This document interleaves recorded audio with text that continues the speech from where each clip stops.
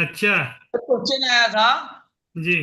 वो रिकॉर्डिंग चालू हो जाता तो बढ़िया वो रहेगा। वो ग्राउंड काम एरिया आएगा बाद में। और वो सिक्का कहाँ पहुंची उसमें वोट में कितनी आ गई? लाइक मुकेश जी की बाकी है, और वो गणेश शर्मा है, उनको बोला, उन्होंने पैन कार्ड नहीं दिया है। आया। हमको सर आप तो हाँ आया अपने।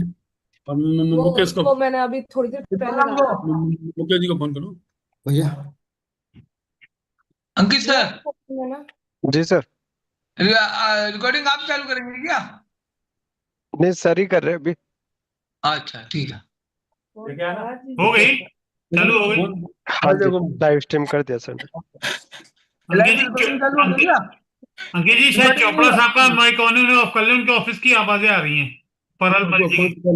जी अभी सर जुडिशल निकाल दिया। पोस्ट जीएसटी में ट्रांसफर कर रहे हैं सर अभी जयपुर ना। बैंक तक अभी कितने कर रहे डिस्ट्रिक्ट आते हैं, जोधपुर में कितने आते हैं, वो निकाल दिए?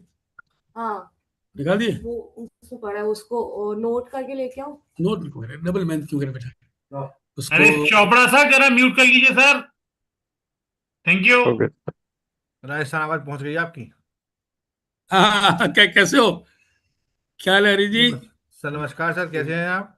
बस बस अच्छे हैं। तो क्या कैसी पड़ रही, ठंड वगैरह अच्छी है? ठंड चली गई सर, राजस्थान पहुंच गई ठंड यहाँ से। हाँ तो अब आओ जब, अगर आप तो बग्गे आए नहीं, पहले ही बग्गे ठंड तो इस बार सर पड़ी ना पड़ी बराबर रही सर यहाँ पे।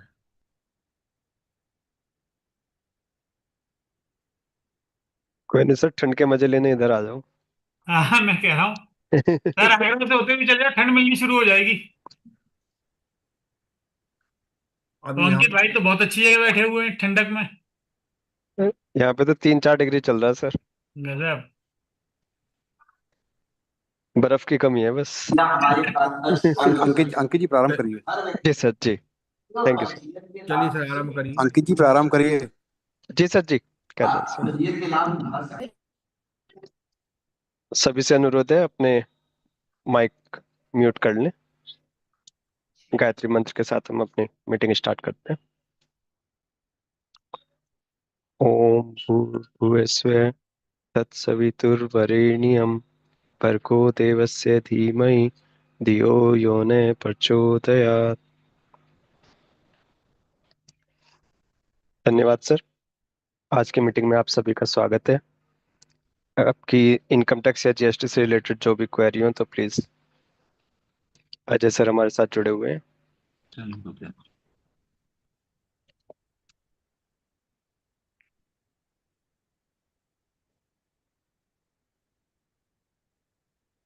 रिकॉर्डिंग चालू नहीं हुई है, हो गई सर। दिख नहीं रहा लेकिन सामने। हाँ अंकित जी, चाहें तो उस टॉपिक पे जो अभी दिसंबर में आया है ना, जीएसटी पे एक वो आया है सर्कुलर की, जिनकी नेगेटिव लाइबिलिटी रजिस्टर्स में पड़े हुए हैं, जब तक ये हाँ जी। रिवर्सल वाला वो नहीं ठीक करेंगे, तो जी मेरा एक सजेशन था कि यदि आप उसको एक बार डिस्प्ले करके सबको बता दें, वो ज्यादा अच्छा रहेगा, कि वो एक सब अपने सेकंड आप सर। को कर लें।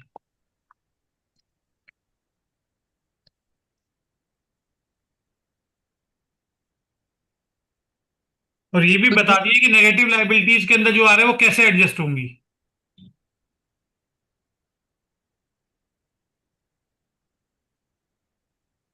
वो जो रिकॉर्डिंग दिखता है सामने वो नहीं दिख रहा है। अंकित सर देख लीजिए पहले। अरे कोई बात नहीं, बोथरा की हो रही है, कंफर्म हो चुका, हो रही है। ठीक है सर। संजय सर का जवाब दीजिए, फिर मैं अपना प्रश्न पूछूंगा।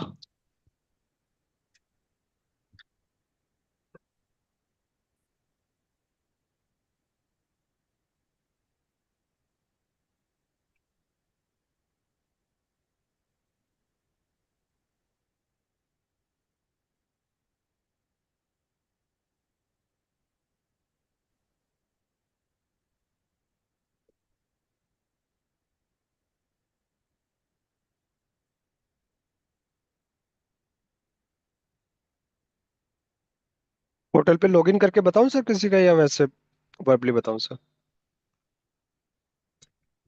अनम्यूट कर लो सर। म्यूट हो प्रैक्टिकली गए हो आप। जाए तो ज्यादा अच्छा है, करके देखो अंकित समझ। भाई, किसी का एक वैसे करके बताते तो ज्यादा अच्छा, प्रैक्टिकली लोगों को ज्यादा जी अच्छा समझ में आएगा। दिख जी जाएगा जी जी। आराम, दिख जाएगा आराम से।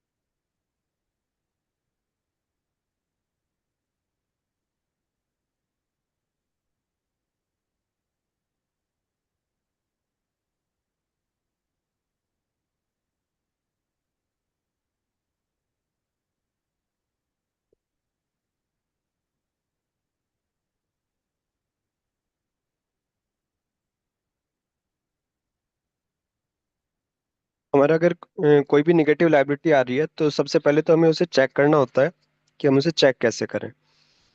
लेजर में जाएंगे, लेजर में निगेटिव लाइबिलिटी स्टेटमेंट आता है। यहाँ पर ये कंपोजिशन टैक्स पेयर के लिए है और रेगुलर टैक्स पेयर के लिए अलग है। अगर हमारा डीलर कंपोजिशन डीलर वाला है तो उसके लिए यहाँ पर चेक करेंगे, और रेगुलर डीलर वाला है तो उसके स्टेटमेंट यहाँ पर चेक करेंगे।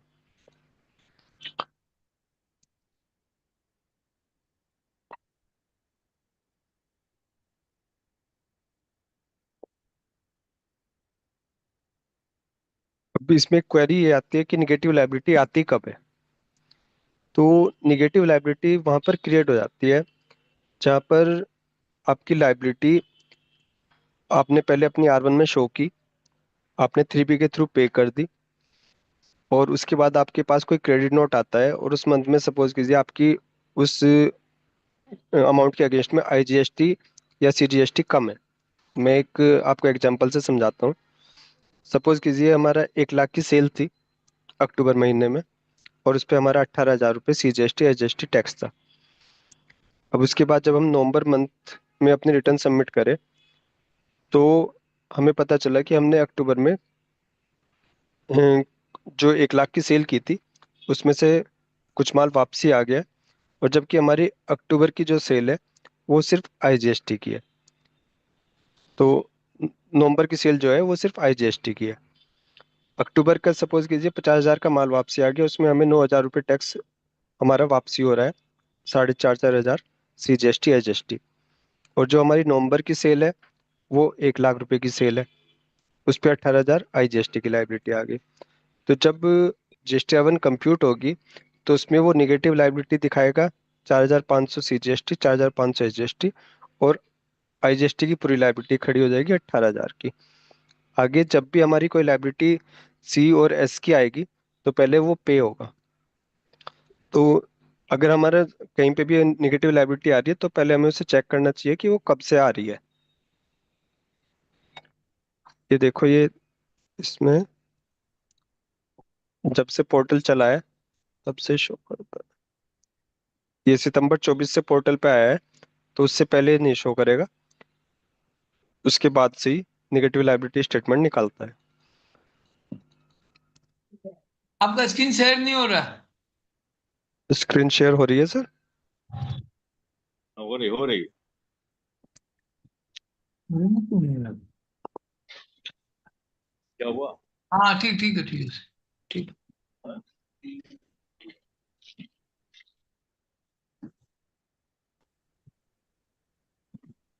तुम्हारा कोई काम कर। अगर हमारा कोई भी डाटा होगा तो वो डाटा रिफ्लेक्ट हो जाएगा, अगर कोई डाटा नहीं है तो वो इस तरह का मैसेज शो कर देगा। तो या तो अगर किसी की कोई क्वेरी हो तो वो अपना IT पासवर्ड दे दे तो फिर मैं उसमें ज़्यादा अच्छे से समझा पाऊंगा। हम्म,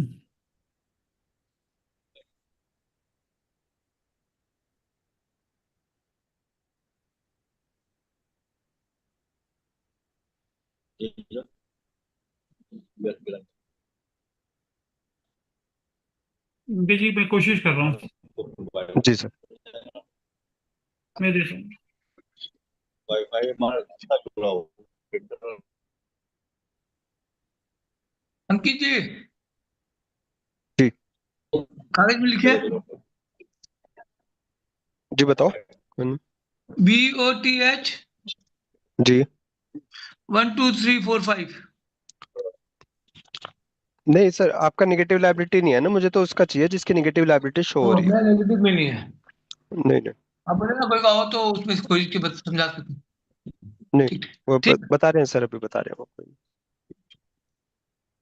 एक इसके साथ में कुछ लोगों की क्वेरी आ रही थी रजिस्ट्रेशन के ऊपर, जो रजिस्ट्रेशन अभी अप्लाई कर रहे हैं। तो रजिस्ट्रेशन में 14A के ऊपर अभी भी लोगों को प्रॉब्लम आ रही है कि क्या, किस, कहाँ पर 14A हमें यस करना है और कहाँ पर नहीं करना है।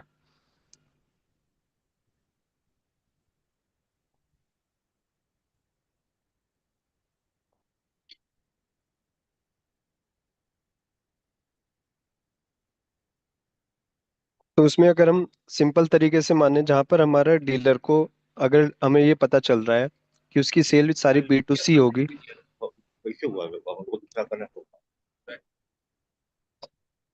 जी सबसे बड़ा उसके अंदर कंफ्यूजन ये है कि वो कंपोजिशन डीलर के लिए नहीं आ रहा। कंपोजिशन डीलर के लिए वो उस ऑप्शन में ऑप्ट नहीं कर रहा, जबकि कहीं पे भी वो नहीं दिया हुआ है।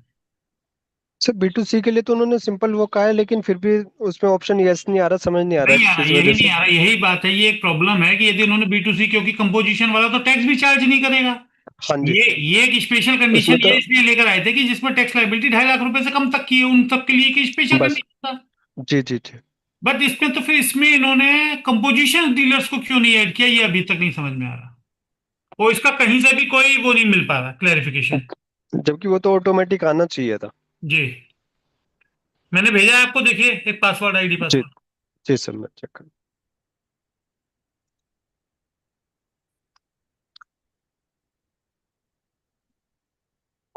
अच्छा, उसमें दूसरी समस्या ये है कि अगर हम उसे करते हैं, पहले कंपोजिशन को सिलेक्ट नहीं करते, तब रजिस्ट्रेशन अप्लाई कर लेते हैं, जी तो वो बाद में फिर कंपाउंड नहीं लेने देता। नहीं, तब कम नहीं, तो मैं वही बात कर रहा हूँ ना सर, वो लेने ही नहीं दे रहा ना उसके। वो बेसिकली या तो ये क्लियरिफाई करें कहीं पे कि ये केवल एक रेगुलर डीलर्स के लिए, रेगुलर कंपोजिशन वालों के लिए नहीं है कहीं। वो वर्ड कहीं आ नहीं रहा। ये तो होना तो चाहिए सर उनके लिए भी। बिल्कुल बिल्कुल।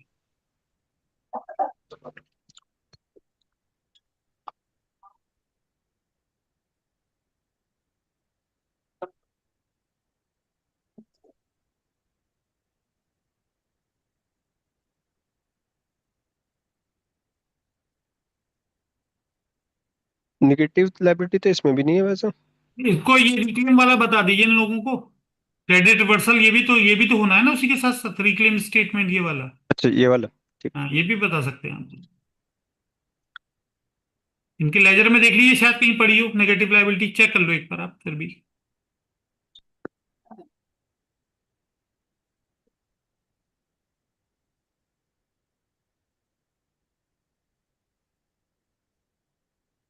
नहीं है नहीं, इसका। हम्म।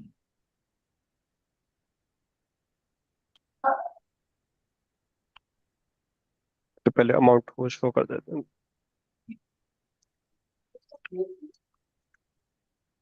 एक मिनट रुको, एक मिनट, एक मिनट, एक मिनट।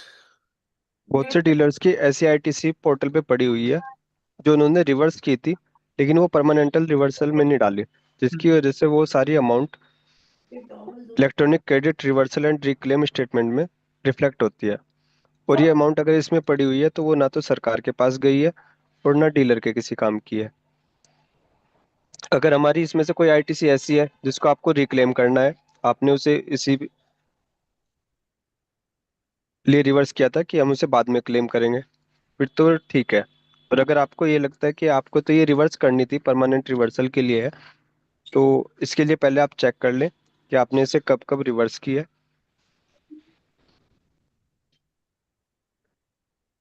देखो आइंदा पूरा इसमें अंकल जी इसका रिवर्सल ये, कैसे करेंगे आप? हाँ जी सर, वो बता रहा हूँ सर मैं। ये अमाउंट हमारी इतनी रिफ्लेक्ट हो जाए जो हमारे परमानेंट रिवर्सल होना है। जी CGST में 23937 और SGST में 23937। हम्म। अब हम इस महीने की अपनी 3 भी खोल लेंगे।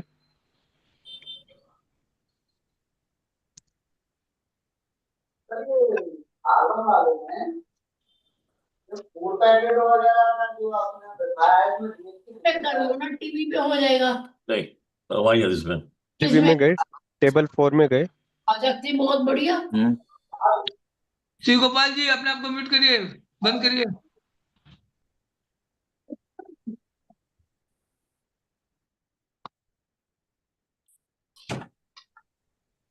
यहाँ पर हमारे टेबल 4 का A5 है, जहाँ पे ऑल अदर ITC आती है, जहाँ पर हम अपनी ITC क्लेम करते हैं।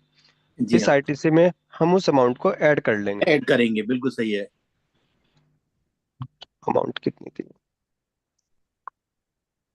सर वैसे एस्टिमेट ले लीजिए, टेंटेटिव ले लीजिए, 20,000 ले लीजिए। है नहीं मेरे पास। कोई नहीं, कोई नहीं, देख लेते हैं।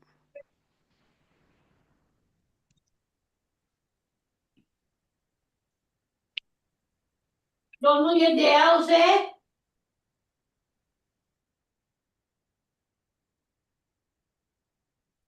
23937 2397.21। जी।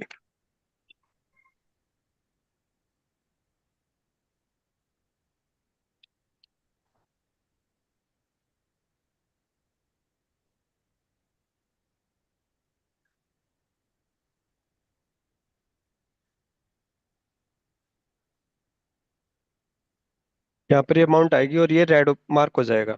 बिल्कुल सही है, और यहाँ रिवर्स कर देंगे अब पहले ऊपर यहाँ अदर। पर फिर अगर हमें उसे रिवर्स करना है तो हम उसे परमानेंट रिवर्सल परमानेंट रिवर्स में में डालेंगे। उतने अमाउंट डाल देंगे। ठीक है, और इसके साथ में हमें यहाँ नीचे पे भी रिवर्स मेंशन कर करना देंगे। होगा, यहाँ से रिवर्स नहीं होती, ये सिर्फ एक आपको डिक्लेरेशन है एक तरीके से। यहाँ पर जो भी अमाउंट आती है वो कहीं ये नहीं होता, क्योंकि कुछ लोग ये सोचते हैं कि हम यहाँ पे भी मेंशन कर रहे हैं और यहाँ पे भी ये रिपोर्टिंग है मेंशन कर बेसिकली, दे, तो ये लेजर सिर्फ से हटाने रिपोर्टिंग के लिए बेस, है, ये सिर्फ रिपोर्टिंग लेजर से पर्पज हटाने है। के लिए।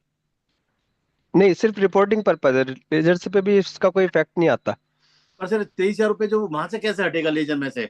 वो तुरंत जैसे ही हम यहाँ पे रिक्लेम करके इसमें डालते हैं ना, जी फिर वो हाँ, हट जाता है। लेकिन सर सबसे ये बड़ा इश्यू क्या, इससे इश्यू क्या आ रहा है, इमीडिएटली नोटिस आ रहे हैं और ऑफिसर इस चीज को हालांकि मानने के लिए राजी नहीं हो रहे। नहीं तो ब्रजेश जी उसमें ये कर सकते हैं, ये आप इसको ये कर सकते हैं कि पहले इसका स्टेटमेंट डाउनलोड कर लीजिए, फिर दिखा दीजिए कि हमारा रिक्लेम आ रहा था पोर्टल नहीं, पर। नहीं सर, हमने दूसरा ऑप्शन लिया है उसके लिए। हम पहले इसको रिक्लेम करके रिवर्स कर रहे हैं और इमीडिएटली जो डिपार्टमेंट को इंटीमेट कर रहे हैं राइटिंग में। ओके, हाँ वो भी ठीक है। लेकिन ये उसके हमारे सर उसका इम्पैक्ट क्या आ रहा है? सपोज करो दूसरी अथॉरिटी, कोई डीजीआई हो गई या एंटी विजन हो गई ना, जी वो उससे कन्विंस ही नहीं हो रहे, उनको कर करके थक गए। और इसलिए एमपी में सबसे बड़ी दिक्कत आ रही है ये। नहीं तो सर कह दो, मैं तो रिवर्स ही तो कर रहा हूँ, मैं इसमें रिक्लेम क्या कर रहा हूँ, रिवर्स ही तो कर रहा हूँ अपनी गवर्नमेंट के लिए, मैंने कोई बिल्कुल सही। वो यूटिलाइज तो तो कर नहीं रहा मैं। जितनी उसमें अमाउंट हमने एक्सेस क्लेम की है उतनी हमने साथ साथ रिवर्स कर दी, रिवर्स सर कर अब ली तो उसमें परमानेंट में। रह वही क्या मैं गया फिर? हम तो सर अब चक्कर क्या है एमपी के अंदर, हम्म, ऑफिसर्स ने ही हमें नोटिस दिया कि इसको रिवर्स करिए, बिकॉज हमें स्टेट वाले हैं, हमें सेंट्रल से पैसा लेना है। ठीक है। उनके लेटर पे हमने उसको रिवर्स किया, सेम सेम पैटर्न ऑप्ट किया था हमने और रिवर्स किया और उनको इंटीमेट कर दिया, उनसे रिसीविंग ले ली, उन्होंने अपने उसको जो है एडजस्ट कर दिया और अपनी प्रोसीडिंग ड्रॉप कर दी। ठीक है, एंटी विजन वाले ना मानते नहीं, उनको खूब कन्विंस कर लिया, उठा के उन्होंने शो कॉज कर दिया। तो उनसे पूछो सर पर्पस क्या है मेरा इंटीविजन में, मेरा रिवीजन वो क्या किया मैंने। सर आप जो कह रहे हैं बिल्कुल सही कह रहे हैं, बस वही इश्यू आ रहा है इसमें। सबसे बड़ा इश्यू यही आता है कि वो दूसरी अथॉरिटी कन्विंस नहीं होती। तो सर मैं तो जो मेरा ज्यूरिडिक्शनल अफसर है उसी से तो गवर्न होऊंगा, अनलेस आप अंटिल मेरे पे कोई जरूरत हो। आपकी बात का सर मैं वही तो कह रहा हूँ, वही सम्मान कर रहा हूँ। एंटी विजन ने इमीडिएटली ऐसे इश्यू कर दिया। लेकिन सर उसके बाद भी क्या चाहेंगे, वो रिवर्स करवाना ही तो चाहेंगे। हमने मान लो एक्सेस क्लेम की है और उसको हमने साथ साथ रिवर्स कर दिया, उसके बाद क्वेरी क्या रह गई? वो तो कन्विंस नहीं हो रहे ना, वही तो दिक्कत सर आ रही ब्रजेश सर वही तो सर बात है, वो कहना क्या अब चाहते हैं। है। बस सपोज कीजिए कि हम ये भी नहीं है कि हम रिक्लेम कर रहे हैं, हम गलती से कोई एक अमाउंट एक्स्ट्रा ऐड कर देते हैं उसमें, उतनी हम उसे साथ साथ रिवर्स कर रहे, तो एग्री कहाँ से हमने कोई एक्सेस क्लेम कर लिया? एग्री सर, एग्री, बिल्कुल एग्री करते हैं सर। लेकिन जो आपको ऊपर वाला कॉलम में 17(5) में रख ले, वो करंट मंथ के लिए ही होती है बस। नहीं रिवर्सल सर ऐसा नहीं है कुछ, होती है ना। नहीं पहले सर ऐसा कुछ नहीं है। अंकित जी खोलिए जरा। सर रिक्लेम के लिए और कोई ऑप्शन ही नहीं है सर? ऑप्शन नहीं है, बस वही हमने उनको समझा रहे हैं। आप रिक्लेम के लिए कोई और ऑप्शन मैनेज करा दो। भाई भाई भाई हमको उसके लिए हमने यहाँ तक लिख के दे दिया था रिक्लेम कि के लिए काम तो करो, 4v2 है। हम आपको ऑथराइज कर, आप सुओ मोटो आप रिवर्स कर लो। हाँ हमने यहाँ तक लिख के दे दिया था, पर वो नहीं माने। सर यही तो बात है कि ये 4v2 के अंदर आप टेम्परेरी रिवर्सल जो करते हो उस महीने का, वो भी अब खत्म हो चुका है यदि मैं तो ज्यादातर लोगों को करें, और फिर उसी को रिक्लेम करेंगे तो हम 4d1 में करेंगे। सर ठीक है सर, बस ये इश्यू आ रहे थे इसीलिए बस जिस मैंने बिल्कुल बिल्कुल आपकी बात सही है, बट हम लोगों को इस चीज पे लिखना चाहिए, ये कभी भी हमारा एंटी विजन विंग का जो बनाया गया उनका पर्पज ये है कि हम कोई फ्रॉड आईटीसी क्लेम ना करें। करेक्ट करेक्ट करेक्ट करेक्ट उनका ये है। और पर्पज ये यही है। और यदि ये पुरानी मेरे लेजर के अंदर यदि जो चीज ऐसी है जो मेरी एलिजिबल ब्लॉक क्रेडिट है या व्हाटसोएवर कुछ भी है मेरा, करेक्ट करेक्ट उसको मैं रिवर्स कर रहा हूँ सिंपली। मेरा पर्पज ये है कि सर मैं रिवर्स कर रहा हूँ, मैं भी तो हेल्पफुल कर रहा हूँ क्योंकि स्टेट को उसको अपना मिल जाए। क्लियर? बिल्कुल पैटर्न ये सही है, बेसिकली उनको स्टेट को बेनिफिट देने के लिए पैटर्न बस इसीलिए डिपार्टमेंट बार बार कह रहा है इन चीजों के लिए। नेगेटिव लाइबिलिटी के लिए कह रहा है। बट अंकित जी एक क्वेश्चन आता है नेगेटिव लाइबिलिटी पे, सपोज दैट जो अभी आपने एक एग्जांपल दिया था कि मेरी आई की लाइबिलिटी है, चलो आई में तो एडजस्ट हो सकती है। हाँ जी। सपोज दैट मेरा, मैं कहता हूं मेरी 2 महीने तक यदि नहीं आती है स्टेट वो में कोई एडजस्ट नहीं होगी, टैक्सेबल वो लाइबिलिटी, एडजस्ट नहीं, एडजस्ट नहीं होगी वो, तो नहीं सर, इसमें मैं क्या कर सकता हूँ? जबरदस्ती की सेल थोड़ी ना करूंगा, वही प्रॉब्लम आ रही है सर, उसमें सबसे बड़ी दिक्कत क्योंकि ये आ रही है। डिपार्टमेंट ये कह रहा है आप नहीं करोगे तब तक हम आपको आगे फर्दर का रिटर्न नहीं फाइल करने देंगे। हो सकता है ये एप्लीकेबल हो जाए जनवरी से, आप मान रहे हो ना सर? मगर बात ये आ रही है इसमें रोल किस, यहाँ गलती किसकी है? किसी की भी नहीं है। यदि जब है ही नहीं हमारी, और जब वो लीगली गुड्स रिटर्न हुआ है या क्रेडिट नोट जो इशू हुआ लीगली हुआ है, एक्सेप्ट किया सामने वाली पार्टी ने, तो बहुत अब सी तो बार ऐसा भी है कि सिर्फ हमारा क्रेडिट नोट आ गया, हमारी सेल भी कोई नहीं है, तो वहां पे भी दिक्कत आ रही है। तो सर हो सकता है ना पुरानी हो कोई क्रेडिट नोट, पुरानी किसी बस कंस्ट्रक्ट पे हो, ये भी तो हो अंकित जी सकता है। क्रेडिट नोट होगा तो किसी सेल परचेज के अगेंस्ट में ही तो होगा ना सर, मेरी सेल के अगेंस्ट में ही तो होगा कोई क्रेडिट नोट जो मुझे देगा, इशू करेगा कोई पार्टी। मैं लेकिन जिस सर सॉरी, जहाँ जहाँ तक मैं समझ रहा हूँ, ये नोटिफिकेशन उस चीज के लिए होगा जहाँ पे निगेटिव लाइबिलिटी ये अपनी डिमांड के अगेंस्ट में खड़ी करते हैं। सर पढ़िए फिर से इसे पढ़ते हैं, खोलिए आप इसे। हाँ जी।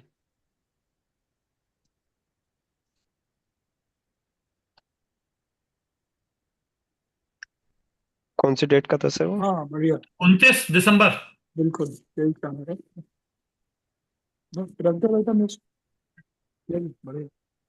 और नीचे होगा सर, दिसंबर का है सर, 29 का।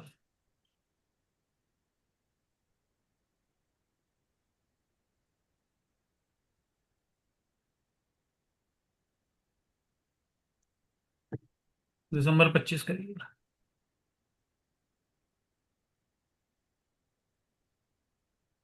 ये वाले है ना सर? जी जी जी।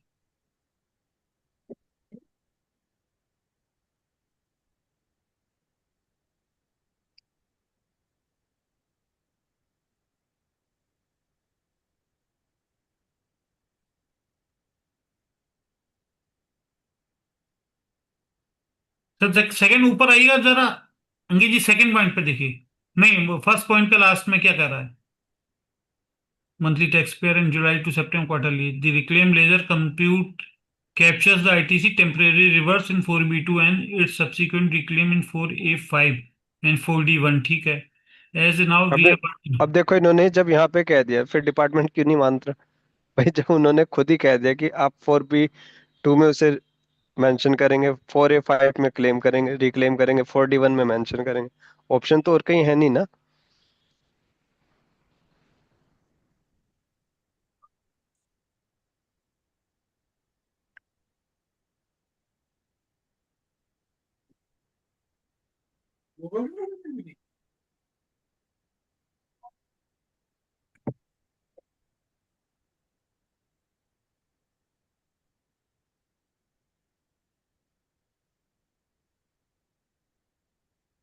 एक और अंकित जी, नॉर्मली जो फॉरवर्ड चार्ज में है, बहुत से लोग क्या कर रहे हैं R1 में कभी कभी क्या करते हैं, ये ऑप्शन टिक कर लेते हैं RCM वाला, यस, हाँ जी, हाँ जी। और फॉरवर्ड चार्ज में टैक्स भी ले ले रहते हैं।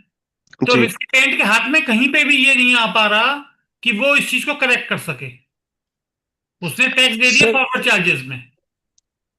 फॉरवर्ड चार्ज में दे दिया, लेकिन वो तो फिर अपने डीलर को ही कहेगा ना, वो डीलर अपने यहाँ उसे हाँ अमेंड करे, बिल्कुल बिल्कुल, उसके अलावा डीलर तो और लोग कोई करते ऑप्शन नहीं नहीं। है, सुनते नहीं है, हाँ बिल्कुल कोई ऑप्शन है ही नहीं उस। सर ऐसे ही अभी क्या हो रहा था कि कुछ एग्जेम्प्टेड आइटम्स हैं, तो जी उस पे जब हम फ्रेट पे करते हैं तो आरसीएम की लायबिलिटी नहीं होती, जी, लेकिन कोई ट्रांसपोर्टर क्या करते हैं, वो उसमें भी आरसीएम की लायबिलिटी यस करते हुए चढ़ा देते हैं।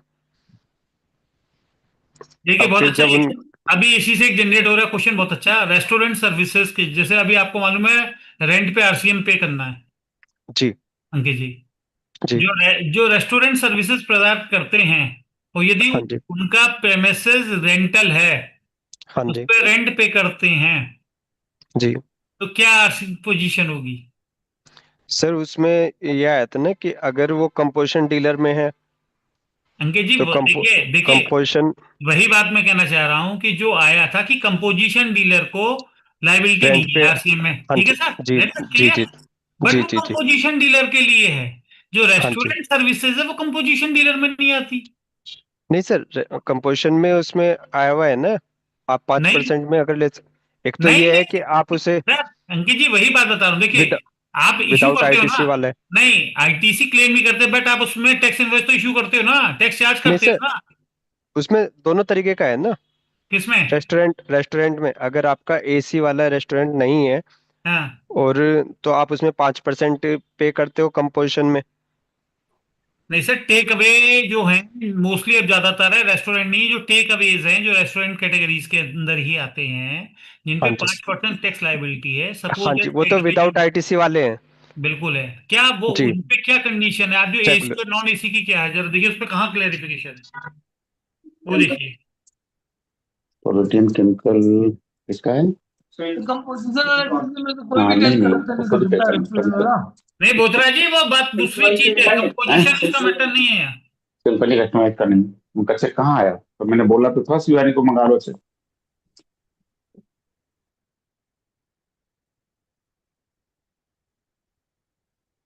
जो ब्रिजेश जी जो पूछ रहे थे उसको थोड़ा सा मेरी तरफ से समझ दूं क्या अंकित सर? अभी एक जी। दूसरे क्वेश्चन पे चल रहा है बोथरा जी, जरा इसे देख लीजिए, समझिए। ठीक ठीक ठीक चलिए।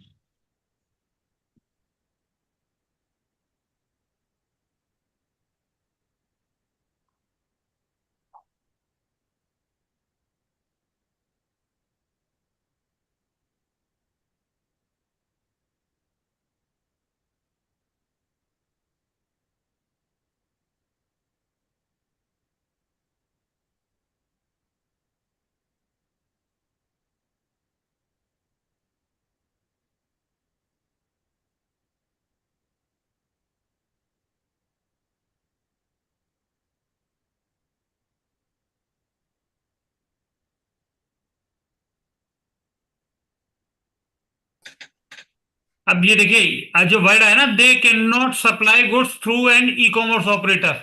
जी। अंकित भाई, जितने भी टेक अवे हैं वो सारे इन्हीं पे ई कॉमर्स पे ही चल रहे हैं, ये आपको भी जी। मालूम। जी। जी। जी। ये वो यहाँ से इसको आउट कर देता है, टेक अवेज को। Sir take away e commerce operator तो रिवर्स चार्ज पहले से एप्लीकेबल है, वो तो रिवर्स चार्ज पे चल रहे हैं। नहीं नहीं नहीं नहीं सर फिर सर, आप रेस्टोरेंट डीलर कंपोजिशन नहीं ले सकता ना सर। हाँ, कंपोजिशन नहीं कंपोजिशन ले ले ही नहीं सकता। सकता फिर वो। तो सर जी। आरसीएम की रेंट पे क्या पोजीशन होगी उसकी? रेंट पे तो रेंट जो फिर पे उसे कर रहा है। आरसीएम देना ही पड़ेगा ना सर, अगर आरसीएम सर, कंपोजिशन में नहीं है तो। आरसीएम चाहे वो कंपोजिशन में हो नॉन कंपोजिशन, कंपोजिशन पे एग्जाम्पशन पहले थी, इसके लिए जो है कंपोजिशन डीलर के लिए आरसीएम नहीं लगता था रेंट के ऊपर। जी। बट रेस्टोरेंट में अगर आपने टेक अवे पे है तो वो कंपोजिशन से पहले ही बाहर हो गया वो तो। एग्जैक्टली सर, मेरा वही क्वेश्चन है, वो और आईटी से ले नहीं पाएगा वो आईटीसी नहीं मिलेगा सर। ही नहीं उसको। आरसीएम की, तो उस पर डबल हो जी गया ना। करेक्ट, उसमें लगेगा डबल सर। वही बात सर, मैं ऐसे कह रहा तो हूँ ना, उस पर तो टैक्स बहुत ज्यादा आ रहा है ना नॉर्मली। सर एक होटल, सर होटल वालों के साथ भी ये समस्या आ गई सर, सर होटल जिन्होंने वालों की होटल समस्या रेंट पे क्या? लिए हुए थे उनके सबके साथ यही समस्या आ गई सर। नहीं, अंकित जी जो होटल होटल वाले वालों के लिए जिनका, क्या करेंगे आप? जो 5% और 18% का क्लॉज आ गया है, तो साढ़े वो सात 18 हजार में से लेके कम। ले लेंगे ना, वो स्पेसिफिक एरिया करके 18% पे लेके आईटीसी क्लेम कर लेंगे उसकी। तो नहीं नहीं दरअसल में क्या हो सर, रहा है, इनपुट को कैसे कुछ प्रोपोर्शनेट करेंगे 5% और 18% के लिए आप? नहीं, दोनों करिए सर, एक ही रखना पड़ेगा उन्हें, आइदर 18 आइदर 5, दोनों एक साथ नहीं है सर। ब्रजेश सर, हाँ जी हाँ सर। रेस्टोरेंट की सर्विसेज में उसको स्पेसिफाई करना पड़ेगा। नहीं या सर, तो हम रेस्टोरेंट पे नहीं जा रहे सर, होटल इंडस्ट्री पे आ रहे हैं। जो अभी अमेंडमेंट आया होटल इंडस्ट्री में, जो 18% और 5% क्लोज है, 7,500 से ऊपर का नीचे का, बिल्कुल। उस केस में क्या करेंगे हम? तो सर यदि 5% मिलेगा तो आईटीसी मिलेगी नहीं। सर आईटीसी नहीं मिलेगी, लेकिन आपके लिए जो स्पेस रूम, उसके कुछ स्पेस में रूम 18% से ऊपर है, तो पूरे होटल पे तो 18% नहीं लगेगा। सर वही बात तो, वो रूम रेंट पे, यदि वही तो बात आ रहा है कि जहां पर भी आपका 18 750 से ऊपर का है तो वहां ऑटोमेटिकली रेस्टोरेंट पे 18% है सर, वहां 5 नहीं है। सर वहां रेस्टोरेंट तो पे एग्री कर गया, मैं होटल पे ही आ रहा हूँ, मैं होटल पे हूँ अभी। नहीं तो होटल के अंदर फिर आरसीएम की बात कहां से आ गई सर अभी? आरसीएम पे नहीं आ रही सर, मैं सर फॉरवर्ड पे आ गया हूँ। आरसीएम तो क्लियर हो गया अपना। नहीं सर, अभी भी यही बड़ी चीज है कि बड़ी बड़ी स्थिति वो है, क्योंकि टेक बेस पे यदि केवल इस से ऑप्शन बाहर हो जाता है, नॉर्मली वो कोई और नहीं कर रहा। अंकित जी जो आप बात कर रहे थे ना, बाकी सारी कैटेगरी फुलफिल हो रही है, बट जी। केवल वो बात आ रही है कि ई कॉमर्स ऑपरेटर के थ्रू भी सप्लाई हो रही है, हाँ जी, उस वजह से ये तो उस कंपोजिशन वजह से से आउट वो हो रहा है। पोजीशन से आउट हो जा रहा है, जी अदरवाइज तो कोई प्रॉब्लम ही नहीं थी। ये एक बहुत बड़ी प्रैक्टिकल प्रॉब्लम है। सर वो बिजनेस वर्टिकल से भी कोई फायदा नहीं होगा उसके लिए तो, कैसे भी नहीं है सर। क्योंकि एक बार बिजनेस कंपोजिशन में आ गए तो बिजनेस वर्टिकल भी कंपोजिशन में लाना पड़ेगा आपको। नहीं सर, एक ब्रिजेश सर एक बात है, नॉर्मल एक वो है ना, एक टेक अवे काउंटर है, वो क्यों करेगा बिजनेस वर्टिकल में, दूसरे पे क्या दिखाएगा? है तो उसका एक ही काम। नहीं होगा सर, उसमें उसको दोनों डबल टैक्स लगेगा ही लगेगा, ऑब्वियसली बात है। लगेगा सर। तो हमारे अपने मेन गुरु स्पीकर आ गए सर, हाँ, हमारा कपिल टाइम भी हो अपने गया। गुरु कपिल कपिल जैन कपिल सर जी आ आ गए गए हैं। हैं। कपिल सर आ चुके हैं। आज ये कपिल जी क्वेश्चन सब उनकी तरफ पढ़ाएंगे हम फॉरवर्ड लोगों कर को। दिया जाए। जी। ये कपिल वाला जी जो पढ़ाएंगे। क्वेश्चन चल रहा है, इस क्वेश्चन को आदरणीय कपिल जैन की तरफ फॉरवर्ड कर दिया जाए। जी जी, और बिल्कुल सर बिल्कुल सर। पहले जो पहले सर पढ़ा आप रहे हैं वो पढ़ाएंगे, वो इंट्रोड्यूस अपने कर पास दीजिए है। सर, फिर उसके बाद करते हैं सर। तो शैलेश सर से अनुरोध है कि आप उनको इंट्रोड्यूस करें, फिर उसके बाद। कपिल जैन जी सर का दूसरी बार हमारे इस वेबिनार में बहुत बहुत स्वागत है। और गजब के धैर्य के और व्यक्ति हैं। पिछले 10 मिनट से वो जुड़े हुए हैं और बराबर उस चीज़ को देखे जा रहे हैं कि संजय सर, आदरणीय ब्रजेश भैया, अंकित भैया के बीच में जो डिस्कशन चल रहा है उसको बड़े ध्यान से सुन रहे हैं। मैं देख रहा था उनको बहुत देर से कि काफ़ी शांति से सुन रहे हैं उस चीज़ को, मुस्कुराहट के साथ। अभी वर्तमान में चेहरे पर मुस्कुराहट आपको देख रहे होंगे। तो ज़्यादा समय ना उनका आपका सबका खराब नहीं करें, क्योंकि अब मैं अपन का परिचय रख दूं आपके सामने और उसके बाद हम पढ़ाई शुरू करेंगे उनके साथ। जो आज का विषय है जीएसटी पर रिसेंट चेंजेस के ऊपर। आप अत्यंत प्रतिष्ठित चार्ट अकाउंटेंट हैं। आपने जीएसटी के विशेषज्ञ के रूप में अपनी पहचान बनाई है। आपने 2012 में पहले ही अटेम्प्ट में सीए की योग्यता हासिल कर ली थी। आपकी जो मुख्य विशेषता का जो कार्य क्षेत्र है वो जीएसटी है। हाँ, यहाँ पर आपका गहन ज्ञान, पेशेवर योगदान के लिए आप व्यापक रूप से पहचाने जाते हैं। आप चार्टेड अकाउंटेंट्स अन्य पेशेवर जैसे एडवोकेट वगैरह को नवीनतम जीएसटी प्रशिक्षण विशेष प्रशिक्षण कार्यक्रम आयोजित करते हैं, ताकि उन्हें सभी को नवीनतम बदलाव और जानकारी से सशक्त बनाया जा सके। इन कार्यक्रमों ने अनेक पेशेवरों को उनके करियर में उत्कृष्ट प्रदर्शन करने में मदद दी है। आप इनकम टैक्स में भी विशेषता हासिल करते हैं। जो नया इनकम टैक्स बिल जो 2025 आने वाला है, उस पर आपने एक विशेष पाठ्यक्रम भी आयोजित किया, शुरू किया है। और उनको, उनके जो छात्र आते हैं उनको 30 से 35 विस्तृत कक्षाएं दी जा चुकी हैं। आप एक वक्ता के रूप में institute of chartered accountant of India और institute of company secretaries of India जैसे प्रतिष्ठित संस्थानों द्वारा आयोजित मंचों पर नियमित रूप से व्याख्यान देते हैं, जीएसटी पर अपना ज्ञान साझा करते हैं। आप tax bar association, all India federation of tax practitioner के आजीवन सदस्य हैं। और इसके साथ आपका जो लेखन में भी आपको बहुत रुचि है। आपने 3 किताबें लिखी हैं, GST annual returns, GST returns और आरसीएम इन जीएसटी। जो टेक अवे पर जो जीएसटी की बात चल रही थी आरसीएम पर, उसकी चर्चा आप सर से कर सकते हैं अभी थोड़ी देर में। आप इसके अलावा एक नियमित रूप से एक मासिक पत्रिका प्रकाशित करते हैं जो महत्वपूर्ण टैक्स अपडेट जीएसटी पर जानकारी देती है। और जो उनके पाठक हैं वो संबंधित नए बदलावों के लिए अवगत रह सके। इसके अलावा डिजिटल में आप काम करते हैं, क्वेरी मेंबरशिप का संचालित करते हैं, जिसके माध्यम से आप जीएसटी जुड़ी जटिल समस्याओं का समाधान करते हैं। आपका यूट्यूब पर चैनल है केजी क्लासेस। इस पर 2,09,000 से अधिक सब्सक्राइबर्स हैं। जीएसटी सामग्री अगर आपको चाहिए तो यहाँ पर बहुत अच्छी तरह से आपको मिल जाएगी। इसमें आप मोबाइल ऐप के जी क्लासेस भी है। उसमें आप 11,000 से अधिक पेशेवर सदस्यों द्वारा उपयोग किया जाता है, जो उनकी विशेषज्ञता को व्यापक दर्शकों तक पहुंचाते हैं। इसके अलावा आप ग्रूमिंग जेम्स फाउंडेशन की आपने स्थापना की है, जो एक धर्मार्थ कंपनी है। यह स्कूल चलाता है। यह संस्थान खेल और सामाजिक गतिविधियों का आयोजन करता है। कपिल जैन की पेशेवर उत्कृष्टता, शैक्षिक योगदान, सामाजिक प्रतिबद्धता का अनुसंगम उन्हें कराधान क्षेत्र में और उससे पर एक विशिष्ट व्यक्तित्व बनाता है। ये तो था हमारे आदरणीय श्री कपिल जैन जी का परिचय। और जो मासिक पत्रिका वो प्रकाशित करते हैं उसका नाम जरूर बताएं सर। हम लोग भी कोशिश करें कि वो पत्रिकाओं के पुराने अंक अगर मिल सके तो हम जरूर आपसे लेंगे और चाहेंगे कि हम उसको पढ़ कर ज्ञान अर्जन करें। तो जीएसटी पर जो रिसेंट चेंजेस हुए हैं उस पर कपिल सर आप सभी को उद्बोधन देंगे। सॉरी, हम सभी को उद्बोधन देंगे। इसके अलावा जो आरसीएम की बात टेक अवे पर चल रही थी, उसको भी एक छोटे से पॉइंट के रूप में शामिल करें अपने आज के उद्बोधन में, और आप सबको उसका जरूर बताएं क्या कैसा है। तो आदरणीय कपिल जैन जी, अब आपसे निवेदन है कि अपना उद्बोधन शुरू करें। सबसे पहले तो मैं धन्यवाद करना चाहूंगा जो मुझे आपने इस काबिल समझा कि मुझे दूसरी बार आपने मौका दिया, ठीक है ना। स्पेशली हर्ष जी मेरे को अभी मिले थे, मैं किसी प्रोग्राम में था, हापुड़ गया हुआ था मैं, तो हापुड़ के किसी प्रोग्राम में था, तो वो मिले मेरे से, तो उन्होंने कहा कि आप दोबारा कभी आए नहीं सेशन में। मैंने कहा कोई बात नहीं, कई बार आपके सेशन जो है ना सैटरडे को होते हैं, और सैटरडे संडे को मेरे साथ समस्या क्या है, मेरी ना दूसरी क्लास शुरू होनी होती है 6:30 बजे से, ठीक है ना। तो 6:30 बजे से मेरी क्लास शुरू हो जाती है, तो 5 से 6 में ये क्लास होती है, और संडे को लगभग मेरी 8 से 10 घंटे की क्लास होती है। तो सैटरडे मेरा थोड़ा सा बिजी रहता है, लेकिन फिर भी मैंने कहा कि चलो मैं 1 घंटे का समय निकाल के आप लोगों को देता हूँ। इससे पहले जो सेशन था वो भी बड़ा रोमांचक सेशन था, क्योंकि वो हुआ था 28 नवंबर 2020 को, मुझे एग्जैक्ट डेट याद है, ठीक है। जो सेशन मैंने लिया था वो लिया था 28 नवंबर 2020 को, क्योंकि उसके 3 दिन बाद 1 दिसंबर 2020 को मेरी शादी थी, ठीक है ना। तो मेरा वो, ठीक है ना, शादी से पहले का लास्ट सेशन था, जिसमें हल्दी लगी हुई थी मेरे, ठीक है ना। तो मैं ऐसे ही बैठ के ऊपर ऊपर से सेशन तो ले लिया था, मैंने कहा कि चलो जूम ऐप पे सेशन है, सेशन तो ले लेते हैं। तो आज का सेशन भी थोड़ा सा अच्छा होने वाला है।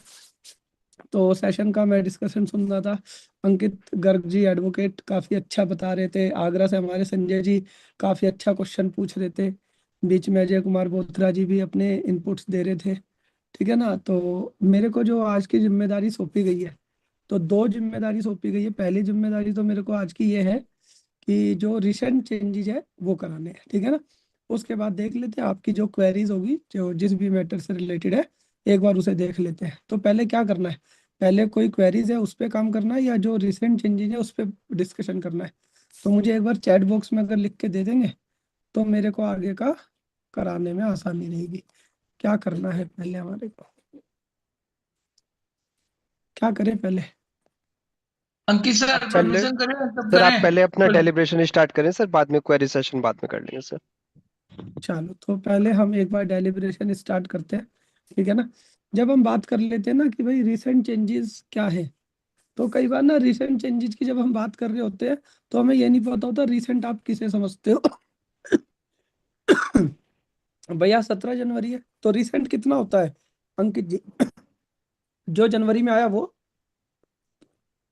जो दिसंबर में आया वो, या जो पिछले 1 साल में आया वो, किसे रिसेंट मानते हैं? सर जो अभी जनवरी से एप्लीकेबल हो गया, जिसको हमें इस रिटर्न में मेंशन करना है, या फरवरी के लिए तैयारी करनी है, क्योंकि जो डीलर हमारे पास आते हैं जनवरी में रिटर्न फाइल करने के लिए, तो उनको 1 जनवरी से क्या चेंजेस हो गए क्या नहीं हुए, आगे फरवरी से क्या चीज नई चलो हो तो, जाएगी, तो वो चीजें बता सके उन्हें। चलो तो मैंने इसके लिए ना, हमारी एक मैगजीन आती है उसकी सॉफ्ट कॉपी मैंने यहाँ पर लगाई है, ठीक है ना। और हमारी ये मैगजीन है बेसिकली जनवरी का एडिशन है ना। हम इसे जिस जनवरी हमने 10 जनवरी को रिलीज कर दिया था। तो इसमें क्या है, जो दिसंबर के अंदर जो भी चेंजेस हुए हैं, जो कि 1 जनवरी से एप्लीकेबल होने हैं, तो वो सारे चेंजेस इसके अंदर है। तो मेरे हिसाब से अगर हमने इसके अंदर जो डिस्कशन है वो कर लिया, तो हमारी काफ़ी चीज़ें पहले से ही सॉल्व हो जाएगी, ठीक है ना। कि और जो कुछ बचेगा फिर उसके बाद देख लेंगे। तो अगर हम पहली चीज़ों की बात करें, तो एक अभी डिस्प्यूट चल रहा था, ठीक है ना। एक डिस्प्यूट का डिस्कशन चल रहा था हमारा होटल को लेकर, हाँ जी। होटल को लेकर, रेस्टोरेंट को लेकर, उसको लेकर हमारा एक डिस्कशन चल रहा था, ठीक है ना। अब इसके अंदर भी एक चेंजेस आया है, जो कि अभी रिसेंट में आया, और उन्होंने क्या बोला कि भाई, थोड़ा सा म्यूट कर लेंगे अपने आप को तो मुझे आसानी रहेगी, आवाज इको वगैरह नहीं होगी। रविंद्र गांधी जी, अगर आप मेरी आवाज सुन रहे हैं तो अगर आप म्यूट कर लेंगे अच्छा रहेगा, ठीक है ना। तो जो हमारा पहला डिस्कशन है स्पेसिफाइड प्रेमिसेस को लेकर, तो पहले ना आपको 2-3 चीजें समझनी होगी यहाँ पर। 2-3 चीजें क्या समझनी है कि भाई क्या होता है कि मैं एक होटल चला रहा हूँ, एक मैं रेस्टोरेंट चला रहा हूँ, ये दोनों चीजें अलग अलग है, ठीक है ना। मैं एक रेस्टोरेंट चला रहा हूँ, एक होटल चला रहा हूँ। अब होटल में जनरली क्या होता है, मैं जाता हूँ और मैं वहां पर जाकर कमरा बुक करता हूँ, ठीक है ना, और रात को रुकता हूँ, रात बिताता हूँ और फिर चला जाता हूँ। जनरली रेस्टोरेंट में मेरा पर्पज क्या होता है कि मैं रेस्टोरेंट में जाता हूँ और अपना खाना खाता हूँ और चला जाता हूँ। भाई लंच कर लिया, डिनर कर लिया, ब्रेकफास्ट कर लिया, ये दोनों अलग अलग है। लेकिन अगर आप देखोगे कुछ जो बड़े होटल्स हैं वो क्या करते हैं, अपना जो रेस्टोरेंट होते हैं वो ग्राउंड फ्लोर पे रखते हैं जनरली, ठीक है ना, और उसके ऊपर 5 मंजिल पे होटल चल रहा होता है, ठीक है। अब उसमें वो 5 मंजिल पे होटल चल रहा है, नीचे रेस्टोरेंट चल रहा है।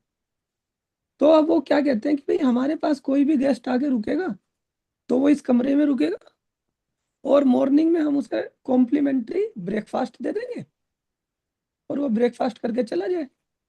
और अगर अपने रूम में वो लंच मंगाना चाहता है तो हम उसे लंच दे देंगे रूम में। और अगर वो क्या कहते हैं डिनर मंगाना चाहे रात को तो हम डिनर उसके रूम में भी दे देंगे। रेस्टोरेंट में खाना चाहे रेस्टोरेंट में खा ले, हम उसे बिल कर देंगे जब वो रूम का जाएगा। दूसरी चीज, ये जो मेरा रेस्टोरेंट है ये वैसे भी ओपन है, कोई बाहर से विजिटर आता है ये उसके लिए भी ओपन है, सबके लिए ओपन है ये, ठीक है ना। हो सकता है उसने अपने इस रेस्टोरेंट को हो सकता है उसने अपने इस रेस्टोरेंट को जोमेटो स्विगी पे भी रजिस्टर्ड करा लिया, कोई बड़ी बात नहीं है। ऐसा कर सकता है या नहीं कर सकता? कर कोई सकता है। मनाही तो है नहीं, ऐसा कोई मनाही तो है नहीं। अब जिस नोटिफिकेशन की बात कर रहा हूँ या मैं जो एडवाइजरी आई है मैं उसकी बात कर रहा हूँ। तो जब हमने पूछा कि भाई तुम इतना सारा काम कर रहे हो, जीएसटी कैसे कैसे दोगे, उसने कहा देखो हमारी इंडस्ट्री के ऊपर अगर आपको जीएसटी समझना बड़ा कॉम्प्लिकेटेड है। पहला तो हमारे पास गवर्नमेंट ने एक ऑप्शन दिया है हमें, पहला तो गवर्नमेंट ने हमें एक ऑप्शन दिया है कि हम कंपोजिशन स्कीम ले सकते हैं, हम कंपोजिशन स्कीम ले सकते हैं, ठीक है ना। शेड्यूल 2 में हमारी एक्टिविटीज, ठीक है ना, आती है और हम सर्विस की कैटेगरी में आते हैं और सेक्शन 10 की कंपोजिशन स्कीम ले सकते हैं। हमसे कोई फालतू मत बोलना। और कंपोजिशन स्कीम लेंगे तो हम जो हमारा जीएसटी का रेट होगा वो 5% जीएसटी का रेट होगा वो दे देंगे, ठीक है। मैंने कहा यार कंपोजिशन वाले तो सिर्फ 1.5 करोड़ की टर्नओवर करते हैं, अगर तुम्हारी टर्नओवर 2 करोड़ हो गई फिर क्या करोगे? उसने कहा 2 करोड़ हो गई तो कोई बात नहीं, कंपोजिशन स्कीम से बाहर आ जाएंगे, हम नॉर्मल स्कीम में चले जाएंगे, हम नॉर्मल स्कीम में चले जाएंगे। लेकिन नॉर्मल स्कीम में जाने के बाद भी हमसे फालतू मत बोलना, हम पे जीएसटी रेट 5% ही रहेगा। नॉर्मल स्कीम में भी चले गए तो तब भी हम पे जीएसटी रेट क्या रहेगा? 5% ही रहेगा। हाँ बस ये बात हो जाएगी 5% विदाउट आईटीसी रहेगा कि भाई साहब हमें आईटीसी नहीं मिलेगा, ठीक है ना। और जो रिसीवर है उसे तो वैसे भी आईटीसी नहीं मिलता। ये हम किसकी बात कर रहे हैं? रेस्टोरेंट की। हम किसकी बात कर रहे हैं? रेस्टोरेंट की, होटल की बात रेस्टोरेंट। नहीं कर रहे। हम किसकी सर्विस की बात कर रहे हैं? रेस्टोरेंट की। फिर मैंने पूछा, मैंने कहा तुम्हें आईटीसी नहीं मिलेगा, तुमने तो इतने बड़े बड़े एसी लगवा रखे हैं, इतना महंगा फर्नीचर खरीद रखा है, तुम्हें इसका आईटीसी नहीं मिलेगा, बड़ी दिक्कत हो जाएगी तुम्हें आईटीसी नहीं मिलेगा तो। उसने कहा हाँ, अगर हमें आईटीसी लेना है, हमारा होटल बड़ा है, अगर हमारे को आईटीसी लेना है तो गवर्नमेंट ने हमें बोला है कि तुम अपने इस होटल को, अपने इस रेस्टोरेंट को पोर्टल पर जाकर ये डिक्लेयर कर दो कि मेरी प्रेमिसेस स्पेसिफाइड प्रेमिसेस है। मेरी प्रेमिसेस क्या है? स्पेसिफाइड। स्पेसिफाइड पे। और अगर तुमने गवर्नमेंट को डिक्लेयर कर दिया, पहले मैनुअल होता था, आज की डेट में क्या हो रहा है? ऑनलाइन हो रहा है कि अगर आपको अपनी प्रेमिसेस को स्पेसिफाइड प्रेमिसेस बताना है तो आप इसे बता दो। और आप ये कब तक बता सकते हो? 1 जनवरी 2026 से लेकर 31 मार्च 2026 तक। और अगर आप इसे अपनी स्पेसिफाइड प्रेमिसेस बता दें तो 1 अप्रैल 2026 से हम तुम्हारे को आईटीसी दे देंगे। हम तुम्हारे को क्या दे देंगे? आईटीसी दे देंगे और तुमसे 18% लेंगे। तो ये कहानी किसके लिए चली? रेस्टोरेंट के लिए जो स्पेसिफाइड प्रेमिसेस में चल रहे हैं, होटल्स के लिए जो अपने आप को स्पेसिफाइड प्रेमिसेस कहते हैं। ये तो 3 तरह के हो गए। अब इन्होंने कहा सर हमारा एक और स्कीम होती है, चौथी, ठीक है ना, कि सर जो हमारा रेस्टोरेंट है, हमारे रेस्टोरेंट के अंदर हमने क्या कर रखा है हमने बैठने का सिस्टम ही नहीं कर रखा, ठीक है ना। शादरा में एक होटल है, कोई शादरा की तरफ का हो, जनता होटल, ठीक है ना। वो जो जनता होटल है, ठीक है ना, ये जो जनता होटल है, ये कहता हमारे यहाँ बैठने का कोई सिस्टम नहीं है, ठीक है ना। आओ लेके चले जाओ, आओ लेके चले जाओ। इसे कई लोग हम क्या बोलते हैं, टेक अवे। क्या बोलते हैं, टेक अवे। और उसने अपने होटल को जोमेटो स्विगी पे भी लगा रखा है, ठीक है ना। अब उसने जोमेटो स्विगी पे भी लगा रखा है। जब जोमेटो स्विगी की बात आती है, जब भी कभी जोमेटो स्विगी की बात आएगी, तो वो सर्विस मेरी सेक्शन 9(5) में आ जाती है। और जब सेक्शन 9(5) में ये सर्विस आ जाती है, तो उस पे जो होटल वाला होता है वो कहता है मैं टैक्स थोड़ी दूंगा। टैक्स कौन देगा, जोमेटो स्विगी। टैक्स कौन देगा, जोमेटो स्विगी। इसमें मेरा कोई टैक्स का मैटर ही नहीं है। टैक्स कौन देगा, जोमेटो स्विगी। मेरे पास तो जो काउंटर पे आएगा उस पे मेरी टैक्स की जिम्मेदारी है। अगर ई कॉमर्स ऑपरेटर के थ्रू बिका, 9(5) के अंदर मेरी सर्विसेज है, तो टैक्स कौन देगा, जोमेटो स्विगी। तो ये इस पूरी ट्रांजैक्शन का क्रक्स है, ठीक है ना। अब इसके अंदर क्या बात होगी कि जो अभी नोटिफिकेशन आई या जो अभी एडवाइजरी आई, नोटिफिकेशन पिछले साल आ गई थी, एडवाइजरी आई है सिर्फ किसके लिए, जो अपने आप को स्पेसिफाइड परमिसेस करना चाहता है, चाहे वो होटल है चाहे रेस्टोरेंट है। तो अगर वो ऐसा करेगा तो उसे विद आईटीसी, क्या बोला, विद आईटीसी 18% लगेगा, ठीक है ना। फिर वहां पर एक टैरिफ वाली बात भी हुई कि भाई आपका जो टैरिफ है वो जो भी आप बिल काटते हो 7500 रुपये से ऊपर है, ठीक है ना, तो वहां पर जीएसटी रेट अलग हो जाता है। 7500 से नीचे है तो अलग हो जाता है, ठीक है।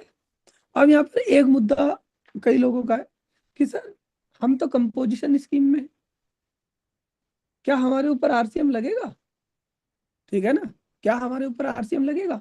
तो जब भी कभी तुमसे आरसीएम की कोई बात हो, ठीक है ना, तो आरसीएम एक स्पेशल सब्जेक्ट है। अभी आरसीएम वाली बुक देना नए वाली, ठीक है ना। आरसीएम क्या है, एक स्पेशल सब्जेक्ट है, ठीक है। आरसीएम, तुम्हें क्या लगता है कितनी देर में आरसीएम समझा जा सकता है और कितने पन्नों में समझा जा सकता है, आप बताओ कितनी देर में और कितने पन्नों में। ये मेरे पास एक आरसीएम की बुक है, ठीक है ना, जिसका टाइटल है द लाइबिलिटी शिफ्ट, ठीक है ना। ये लाइबिलिटी शिफ्ट हो गई। मैं इस किताब को पढ़ रहा था, इसमें 220 पन्नों में आरसीएम को समझाया गया है, ठीक है ना। 220 पन्ने की ये बुक है जिसमें आरसीएम को समझाया गया है। और उसके बाद भी इस किताब को मैं कई बार पढ़ चुका हूँ, ठीक है, तब भी पूरा पढ़ने के बाद भी कई बार कंफ्यूजन हो जाता है। कंफ्यूजन क्यों हो रहा है, क्योंकि आरसीएम का जो टैक्स है पहले आपको समझना पड़ेगा। जैसे 9(5) अलग लगता है, आरसीएम का टैक्स लगता है 9(3) से एंड 9(4) से। और ये दोनों सेक्शन मेरे क्या है, चार्जिंग सेक्शन। मैडम एक बार और होगी बैग में, ठीक है ना। तो ये दोनों मेरे क्या है, चार्जिंग सेक्शन। तो जब भी चार्जिंग सेक्शन की लायबिलिटी होती है वो हमें पे करनी होती है, चाहे हमें उसका आईटीसी मिले या ना मिले। तो यहाँ पर अगर कोई कंपोजिशन डीलर है, उसे आईटीसी नहीं मिलता, उसकी अलग कहानी है। उसे आईटीसी नहीं मिलता, उसकी अलग कहानी है। लेकिन अगर उस पर आरसीएम लगेगा, क्या वो उसे डिस्चार्ज करना पड़ेगा, आंसर इज यस। वो ये नहीं कह सकता मुझे तो आईटीसी मिल नहीं रहा, तो मैं भाई मैं आरसीएम क्यों पे करूं। तो आईटीसी तो बहुत लोगों को नहीं मिलता, ठीक है। तो हमारे को कभी भी डिस्कशन ये नहीं करना है कि भाई इस पर डबल बर्डन है।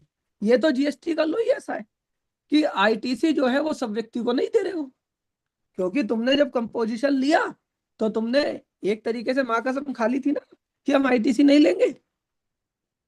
तो और लेकिन अब तुम कह रहे हो हम आरसीएम नहीं देंगे। आरसीएम क्यों नहीं दोगे, सेक्शन 9 से तुम्हारा आरसीएम बनता है तो तुम्हें देना पड़ेगा। वो बात अलग है कि गवर्नमेंट कुछ लोगों को छोड़ दे। गवर्नमेंट क्या करते हैं, कुछ लोगों को छोड़ दे। जैसे कि लेट सपोज करो कंपोजिशन वाले पे क्या बोला कि भाई अगर मेरा रेंट पर आरसीएम है तो जाओ तुम्हें छोड़ दिया, तुम मत जमा करना। लेकिन अगर एडवोकेट साहब का आरसीएम है तो वो थोड़ी छोड़ दिया। अगर किसी कंपोजिशन डीलर ने, किसी रेस्टोरेंट वाले ने सर्विस ले ली एडवोकेट साहब की, तो आरसीएम तो देना पड़ेगा ना। इसी तरीके से अब जो नॉर्मल रेस्टोरेंट है 5% विदाउट आईटीसी। तो भाई अगर तुम्हारे को ये रेंट वाला बेनिफिट लेना है कि तुम्हारे रेंट पर आरसीएम ना लगे, तो क्यों रहते हो नॉर्मल स्कीम में, चले जाओ। कंपोजिशन में तुम्हें किसी ने रोका थोड़ी है। लेकिन अगर नॉर्मल में रहोगे तो तुम्हें उसके ऊपर आरसीएम में टैक्स देना है, ठीक है ना, और तुम्हें उसका आईटीसी नहीं मिलेगा। तो ये जो आप लोगों का डिस्कशन चल रहा था, इसे मैंने थोड़ा सा समराइज करा यहाँ पर, ठीक है लेकिन ना। सर इसमें क्या छोटे होटल कवर हो सकते हैं कंपोजिशन में, जहाँ पे सिर्फ होटल मैंने होटल है, कोई रेस्टोरेंट नहीं है? मैंने आपको क्या बोला, कंपोजिशन स्कीम एक अलग स्कीम है। जब आप कंपोजिशन स्कीम को समझते हो तब आपको सेक्शन 10 को समझना होता है। तो सेक्शन 10 क्या कहता है, देखो रेस्टोरेंट के लिए तो ओपन है, जी। तुम कंपोजिशन ले सकते हो। अदरवाइज कोई और सर्विस है, अदरवाइज कोई और सर्विस है, तो हमने उसकी एक लिमिट बना रखी है। तो अगर आप मेरी उस लिमिट के दायरे में आते हो तो आप कंपोजिशन ले सकते हो। उसका जो रेट होगा वो अलग होगा, चाहे वो 6% हो या कुछ भी हो, ठीक है। ठीक, thank you sir. Sanjay Bhatnagar ji, अब कोई और क्वेरी रहती है आपकी इस वाले पॉइंट पे या क्लियर है? नहीं, मेरी क्लियर है सर, क्योंकि रेस्टोरेंट तो सर मेरा जो था वो था कि रेस्टोरेंट की दो ऑप्शन थे ना सर, एक कंपोजिशन का था, एक स्पेशल रेट ऑफ टैक्स था 5%। हाँ, वो उसमें वही मैंने ITC ऊपर था पे बताया। हाँ जी जी। हाँ हाँ तो बस उसमें तो बस वही क्लियर हो गया, आपने कह दिया कि चाहे हो उसको नहीं मिलेगा, वो कंपोजिशन वालों के लिए केवल रिबेट दी गई है गवर्नमेंट से, जी जी जी इसमें नहीं जी है, जी। स्पेशल रेट ऑफ टैक्स वालों को नहीं है। हाँ जी। आप, जी, मुझे ये नहीं पता लगता आप इसे स्पेशल रेट ऑफ टैक्स क्यों बोलते हो, 5% विद आईटीसी विदाउट आईटीसी को? क्योंकि सर रेस्टोरेंट्स के लिए तो स्पेशली दिया गया है ना वहां पर कि ये 5 पे, वहां पर कहीं पे भी सर कंपोजिशन होता यदि मेरा, तो 5% क्यों होता सर? नहीं नहीं नहीं, मेरे को ना एक कंसेप्ट थोड़ा सा नहीं समझ आ रहा इस जी वाली बातों में। आपकी सारी बात ठीक है, लेकिन आपने 5% विदाउट आईटीसी, आज की डेट में होटल के लिए भी अगर आपका 7500 से कम का होटल है ना, 5% है 5% विदाउट, तो आप इसे स्पेशल रेट क्यों बोलते हो? कहीं पर रेस्ट मेंशन होता है क्या नोट? सर रेस्टोरेंट्स के लिए तो मेंशन ही है ना सर नहीं, कि स्पेशल रेट मेंशन होता है वहाँ। इस पे एक्चुअल में क्या है, जब शुरुआत में जब ये हमारा जब जीएसटी लागू हुआ था सब 18, और उसमें जब कंफ्यूजन थे तब वो आया था कि स्पेशली आया था कि जब भी आई थी गाइडलाइंस आई थी कि आपके special rates 5% without ITC restaurants के लिए लिया था, वो जो किसी वर्ड ने यूज किया यूट्यूब था में तभी यूज किया गया था। वो किसी ने यूट्यूब पे बोल दिया होगा वर्ड, ठीक है ना, कि भाई ये 5% है। लेकिन मेरे हिसाब से नोटिफिकेशन में कहीं पर भी जो रेट आएगा वहाँ स्पेशल वर्ड मेंशन नहीं है, ठीक है ना। वहां पर रेट दो ही तरीके से होता है संजय जी। जी। भाई 5%, 12%, 18%, 28%, एक ये हो गया। एक होता है कि भाई कंडीशनल, ठीक है ना। कंडीशनल क्या है कि this rate is without ITC, जी। ठीक है ना। तो एक कंडीशनल रेट हो जाता है कि अगर आपका विदाउट आईटीसी है तो हम इसे रेस्टोरेंट के लिए स्पेशल आपने अपनी टर्मिनोलॉजी में बना रखा है। अदरवाइज इसे लेकिन कंडीशनल भी कह सकते हैं आप, यूज जो वर्ड ये आप कहना चाह रहे हैं कि ये कंडीशनल है। हाँ, कंडीशनल मतलब, हाँ ओके। हाँ, तो ये ठीक है सर ना। इसमें एक क्वेरी और आती है, हाँ जहाँ पे क्या होता है कि कुछ डीलर जो अपने आप रिटर्न फाइल कर रहे थे, उन्होंने क्या किया, अपने लाइबिलिटी शो करी 3B हाँ। में, और आईटीसी में उन्होंने जीरो कर लिया, अपनी कोई आईटीसी क्लेम नहीं की। तो वहाँ पे डिपार्टमेंट कह रहा है कि आपको क्लेम करके रिवर्स करनी चाहिए थी, आपने जीरो किया, ये गलत है। हाँ, ठीक है, अब तो इस क्या? वाली बात पे आता। हाँ, देखो पहले क्या होता है ना, पहले ना जब आप 3B फाइल करते हो, जब आप 1 फाइल करते हो, तो ना 90% लोग हिंदुस्तान में ऐसे ही फाइल करते हैं। लड़के ने बीकॉम करी, बीए करी, आ गया एडवोकेट साहब के ऑफिस में, सीए के ऑफिस में 2 महीने काम करा, धड़ाधड़ उसे रटवा दिया, बेटा ऐसे 3B करनी है, ऐसे 1 करनी है, खत्म कर, ठीक है ना। और उसे अंदर की चीजें पता ही नहीं है। मैं अभी 3B का प्रैक्टिकल पढ़ा रहा था, 10 साल हो गए जीएसटी को, 9 साल हो गए, मैं इतना 3B पढ़ा चुका हूँ, 1 पढ़ा चुका हूँ, भरता नहीं हूँ मैं, भरता बहुत कम हूँ, पढ़ा बहुत चुका हूँ। फिर भी लोग गलती करते हैं, वो पहले चीजों को समझते नहीं है। पहले चीजों को समझो, ठीक है ना। तो जीएसटी लॉ में एक सेक्शन है अंकित जी, सेक्शन 53। तो सेक्शन 53 करता है सेटलमेंट ऑफ आईटीसी। आप ये सेक्शन नोट करना, कभी मजा आएगा तुम्हें पढ़ने में, फुर्सत में पढ़ना। ये वाले सेक्शन बहुत सारे एडवोकेट्स, बहुत सारे चार्टर्ड अकाउंटेंट्स, बहुत सारे प्रोफेशनल नहीं पढ़ते, ठीक है ना। तो जब आप ये सेक्शन पढ़ोगे 53, तो इसमें क्या लिखा है, इसमें क्या लिखा है, जब भी कभी आईटीसी की चेन ब्रेक होगी, मैं एक बार लेमन लैंग्वेज में बता रहा हूँ, कि जब भी कभी आईटीसी की चेन ब्रेक होगी तो वो आईटीसी सेंट्रल और स्टेट में बांट लिया जाएगा, ठीक है ना। अब उन्होंने कहा कि भाई ये सेंट्रल और स्टेट में बांट लिया जाएगा। हमने कहा बहुत बढ़िया बात है भाई, जब आईटीसी खत्म ही हो गया, चैन ब्रेक हो गई, तो अब आप इस आईटीसी को बांट लो। जब तक चैन कैरी फॉरवर्ड चल रही है तब तक नहीं जाएगी, क्योंकि एक ने दिया दूसरे को, दूसरे ने आईटीसी ले लिया। तो अब हुआ क्या, मैं रेस्टोरेंट वाला हूं, तो मुझे तो आईटीसी मिलना नहीं है, मेरा तो आईटीसी ब्रेक होना है ना। अब गवर्नमेंट क्या कह रही है, हमें कैसे पता चलेगा कपिल तेरे आईटीसी की चैन कब ब्रेक होगी, क्या पता तू 18% वाला हो। तो मैंने कहा जब मैं आईटीसी नहीं ले रहा, इसी बात को समझ लो तुम। मेरे सप्लायर से मैंने आगरा से कुछ सामान खरीदा, एसी खरीदा, कुछ भी खरीदा, तो मैं सप्लायर को तो मैं बता नहीं रहा। सप्लायर तो कह रहा भाई तू क्या पता आईटीसी ले ले नहीं ले ले। तो सप्लायर तो अजय जी जो संजय जी हैं वो GSTR 1 में डाल रहे, मेरे 2B में आ रहा है। अब मैं उसे यहाँ पर छोड़ दे रहा हूँ 4A5 में लेना, और गवर्नमेंट को क्या कह रहा हूँ, तुम बांट लो चैन ब्रेक। उसने कहा ऐसे कैसे बांट ले, अभी तो ये अप्रैल 25 का आईटीसी है, तुम इसे नवंबर तक क्या पता क्लेम कर लो। तो गवर्नमेंट क्या कह रही है, सर्कुलर क्या कह रहा है कि देखो यार हमारी समस्या को क्यों बढ़ा रहे हो कपिल जैन, जब तुम्हें पहले महीने ही पता लग गया कि तुम इस आईटीसी को ले ही नहीं सकते, तो आप इसे पहले 4A5 में लो, पहले इसे 4A5 में लो।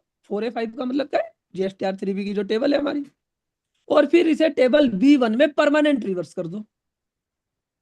और जैसे ही वो B1 में परमानेंट रिवर्सल होगा, हम सीधा सीधा पहुंच जाएंगे सेंट्रल के पास, और सेंट्रल के पास सेक्शन 53 बोलते हुए बोलेंगे अब भाई हमारा हिस्सा दो, क्योंकि यहां पर इस आईटीसी की चैन ब्रेक हो गई। अब अगर तुम कोई एसएससी वो नहीं कर रहा, तो स्टेट का तो नुकसान हो रहा है। स्टेट को तो वो आईटीसी नवंबर में जाके मिल रहा है, और हो सके तो सेंट्रल मना भी कर दे रहा है कि अभी चैन ब्रेक नहीं हुई। तो इस वजह से अंकित जी, वो स्टेट वाले ऑफिसर्स इस बात को कह रहे हैं। पॉइंट क्लियर हुआ या नहीं? तो भाई इससे रिलेटेड ये क्वेश्चन था कि जी जी 1 जनवरी 22 से पहले जो एक ट्रेडिशन था कि 3B में जो भी इनएलिजिबल आईटीसी थी वो क्लेम ही नहीं होती थी। मेरे पोर्टल पे बोल भी रही है 2A में, बट इनएलिजिबल है मेरे अकॉर्डिंगली, ये ब्लॉक क्रेडिट है, मैं उसे क्लेम ही नहीं करता था अपने 3B में। हम्म, ठीक है सर, और आगे मैंने अपने फॉरवर्ड कर लिया। बाद में आया कि साहब ये जो आपके पास पड़ी हुई है इसको आप क्लेम कर लियो, रिवर्सल करिए। आज की डेट में उसकी क्या पोजीशन होगी यदि कोई ऐसा केस होता है तो? मैंने आपको क्या बताया, बीच में एक सर्कुलर आया था, जी मैं ये डेट याद नहीं रखता कि ये सर्कुलर कब आया था क्या नहीं आया था। मैं तो टीचर आदमी हूँ, ठीक है ना, जी मैं टीचर आदमी हूँ, जब कोई केस वेस आता है नोटिस वोटिस तब मैं उसकी डेटें निकालता हूँ। नहीं तो मैं तो आज 17 जनवरी को क्या कानून है ये बताता हूँ, जी और उसका रीजन बताता हूँ कि ऐसा क्यों है। ठीक है, अब 17 जनवरी को क्या कानून है संजय जी, इस बात को समझो। मैंने तुम्हें क्या बताया दोबारा, कि स्टेट को सेंट्रल से अपना सेटलमेंट लेने में बड़ी दिक्कत हो रही है। जैसे किसी व्यापारी को जीएसटी से रिफंड लेने में दिक्कत होती है ना, यही सेम सिचुएशन सेंट्रल को, स्टेट को होती है सेंट्रल से अपना हिस्सा लेने में। और ऐसी स्टेट को तो बेशक होती है जैसे बंगाल वाली को, जहां पर बीजेपी की गवर्नमेंट नहीं और सेंट्रल में को बीजेपी बैठी है, ठीक है ना, तो उन्हें तो वो हिस्सा लेने में बड़ी दिक्कत होती है। तो इन्होंने कहा भाई ये हिस्सा लेने का तरीका बताओ ना। तो उन्होंने कहा कि 2022 से पहले हम ये करते थे, उस आईटीसी को छोड़ देते थे, इनएलिजिबल होता था।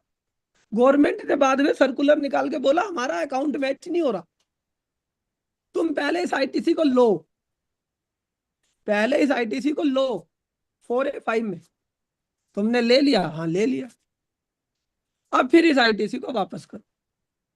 ठीक है, अब जैसे मैं आपको बताता हूँ आगरा से संजय जी, ठीक है ना, बड़े अच्छे व्यक्ति है, ठीक है, मैं इनके घर पे गया, ठीक है ना, मैं इनके घर पे गया आगरा में, मेरे साथ मेरा बेटा भी गया, ठीक है ना। तो जब मैं घर से, इनके घर से विदा लेने लगा, तो इन्होंने मेरे बेटे को 1100 रुपये दिए, ठीक है ना, इनका भी बेटा था। मैंने 1100 रुपये वो लिफाफे लिया, ठीक है ना, मैंने चार्टर्ड अकाउंटेंट हूँ तो लगा लिया हिसाब की 1100 ही। तो मैंने भी क्या करा, एक लिफाफा मैंने भी निकाला जेब से, इनके बेटे को भी 1100 का दे दिया।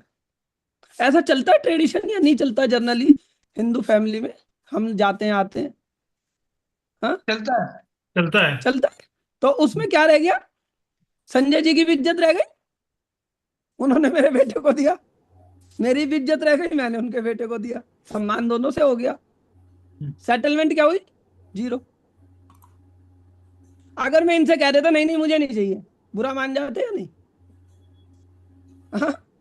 तो वो क्या कह रहे, आईटीसी पहले तुम लो, पहले क्या कह रहे, आईटीसी पहले तुम लो, तुम्हारा हक है, तुमने ले लिया, अब तुम ले नहीं सकते थे तो इसे साथ के साथ रिवर्स कर दो। तो this is a better way Sanjay ji. तो कपिल ये जी, इसके नया, अंदर बताइए जो 16/4 की रेस्ट्रिक्शंस आएगी, जो पुरानी आईटीसी है जिसमें 16/4 की रेस्ट्रिक्शंस आ रही है, वो कैसे लेकर रिवर्स करेंगे? अब आपका चेहरा तो दिख नहीं रहा, आप तो मिस्टर इंडिया बने हुए हो, वो भी दिल्ली से ही है, चेहरा दिखा दे। हाँ? ब्रिजेश जी भी दिल्ली से किसकी ही है। क्वेरी है ये? अरे नहीं, दिल्ली से तो है, लेकिन चेहरा क्यों नहीं दिखा रहे? चेहरा नहीं, चेहरा इसी एक्चुअली हाँ आज आईपैड पे लिया है तो चेहरा बीच में चला जाता है। मेरे को चेहरे से ना, मतलब चेहरे को देखकर आपकी क्वेरी का पता लग जाता है, जी हाँ, आप किस उम्र के हो, ठीक है ना, तो कौन सा एग्जाम्पल देना है आपकी क्वेरी में, ठीक है ना। बिल्कुल सही है। तो इस वजह से मैं ये पूछ लेता हूँ। तो अब इनका क्वेश्चन क्या है कि 16/4 का, ठीक है, वो अलग है। 16/4 का तो जो आईटीसी टाइम बाउंड हो जाता है, वो तुम्हारे टेबल 4A5 में आता ही नहीं है ब्रजेश जी। नहीं, मैं कुछ और पूछ रहा हूँ। जो रिवर्सल की बात चल रही है, डिपार्टमेंट नोटिस दे रहा है, पुरानी आईटीसी आपकी खड़ी हुई थी जो आपने रिवर्स नहीं करी थी, एनर्जी स्टेट को अपने आपस में बांटना है उसको, उसके इसमें हम कह रहे हैं कि पहले 4A5 में पहले उसको क्लेम करके फिर रिवर्सल करेंगे, करेक्ट? अब पुराने सालों की जिसमें 16(4) की जो है रेस्ट्रिक्शंस आ जाती हैं, उसको कैसे क्लेम करके रिवर्स करेंगे? नहीं वो मत करना, वो तो स्टेट अपना उल्लू सीधा कर रहा है। अब इन्होंने क्या बोला कि भाई ऐसा है कि एक 19-20 की आईटीसी है, 20-21 की भाई आईटीसी है, 22-23 की आईटीसी है, जिसका 16/4 की टाइम लिमिट चली गई। करेक्ट। अब स्टेट मुझसे क्या कह रहा है कि तुम इसे पहले क्लेम करो और फिर तुम इसे रिवर्स करो। जी हाँ। अब अब इसमें स्टेट तुम्हें कैसे फंसाएगा? जब तुम इसे रिवर्स कर लोगे तो वो रिवर्स तो मान ही जाएगा कि हाँ रिवर्सल है, ठीक, जी हाँ। और रिवर्सल के बेसिस पे अपना सेंट्रल से सेटलमेंट कर लेगा। फिर तुम्हारे को एक नोटिस भेजेगा कि तुम्हारा क्लेम 16/4 के बाद है, अब तुम ये वापस करो, ठीक है ना। तो बिल्कुल यहाँ ठीक है। पर तो यहाँ पर हमेशा, ठीक है ना, आप यहाँ पर अगर कोई आईटीसी पुराना आपका कुछ ऐसा हो गया है तो मैं तो कहूंगा उसमें पंगे मत लो, ठीक है ना। पर लेकिन डिपार्टमेंट करंट नोटिस दे वाला, रहा है, डिपार्टमेंट नोटिस पर नोटिस दे रहा है। आप उस नोटिस के रिप्लाई करोगे। रिप्लाई कर लिए, वो तो इनपुट ब्लॉक कर दिया उसने, तो इनपुट बड़ी मुश्किल में खुला है।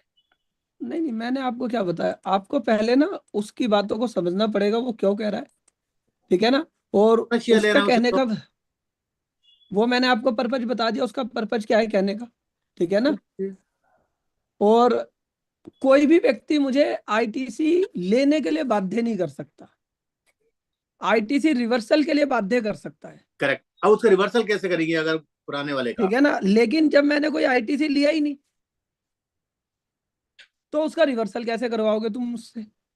तो फिर आप कहोगे सर करंट में भी हम ये अपना लेते हैं, देखो, अब तुम कहोगे सर करंट में भी यही अपना लेते, जब हमें आईटीसी मिलना ही नहीं है, ठीक है ना, तो हम लेते ही नहीं है।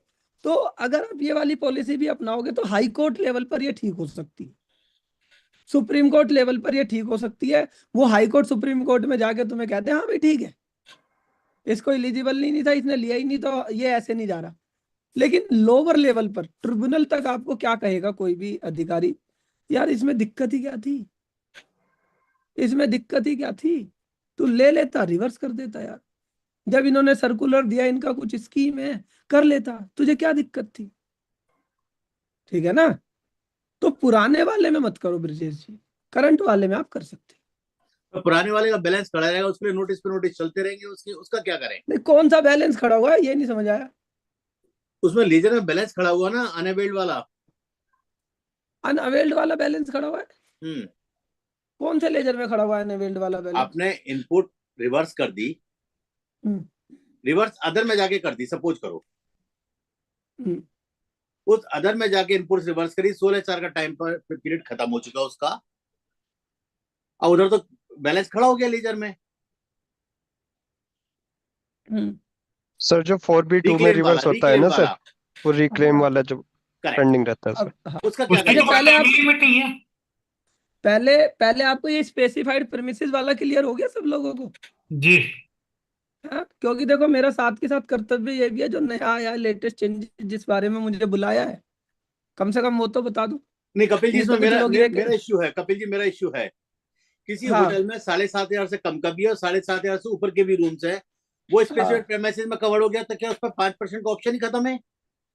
खत्म ही हो जाएगा। हाँ जी, अगर अगर वो स्पेसिफाइड प्रेमिसेस में कवर हो गया, फिर उसके पे 5% नहीं मिलेगा ना। जी। हाँ, ठीक है। अब हम दूसरे पे आते हैं।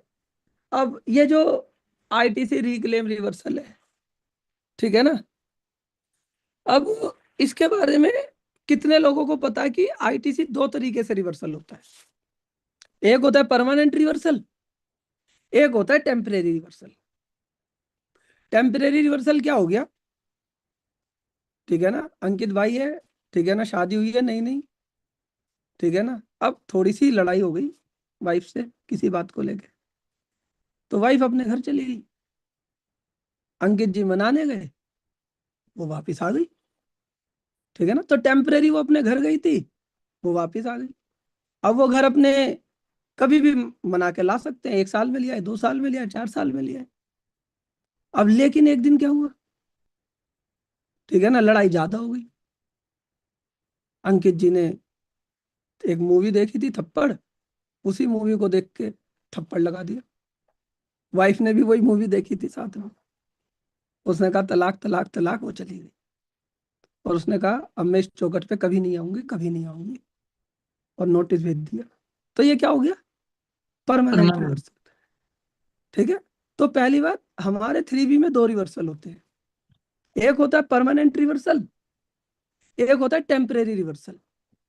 तो जो हम 4B1 में रिवर्स करते हैं that is a permanent reversal, और जो 4B2 में रिवर्सल करते हैं that is a temporary reversal. और रिक्लेम किसका किया जा सकता है? रिक्लेम किसका टेम्परेरी किया जा सकता है? टेम्परेरी का। टेम टेम्परेरी का रिक्लेम किया जा सकता है, परमानेंट को कभी भी रिक्लेम नहीं किया जा सकता, ठीक है जी।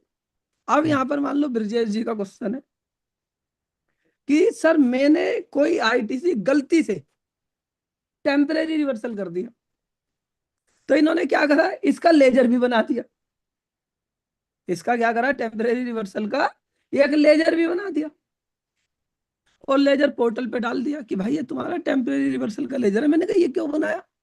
कह रहे तुम हरामी इंसान हिंदुस्तानी, तुम लोग क्या करोगे, तुम टेम्परेरी रिवर्सल करोगे 100 रुपए, और कल को क्या हो सकता है, तुम रिक्लेम कितना कर लो, 120, ठीक है ना।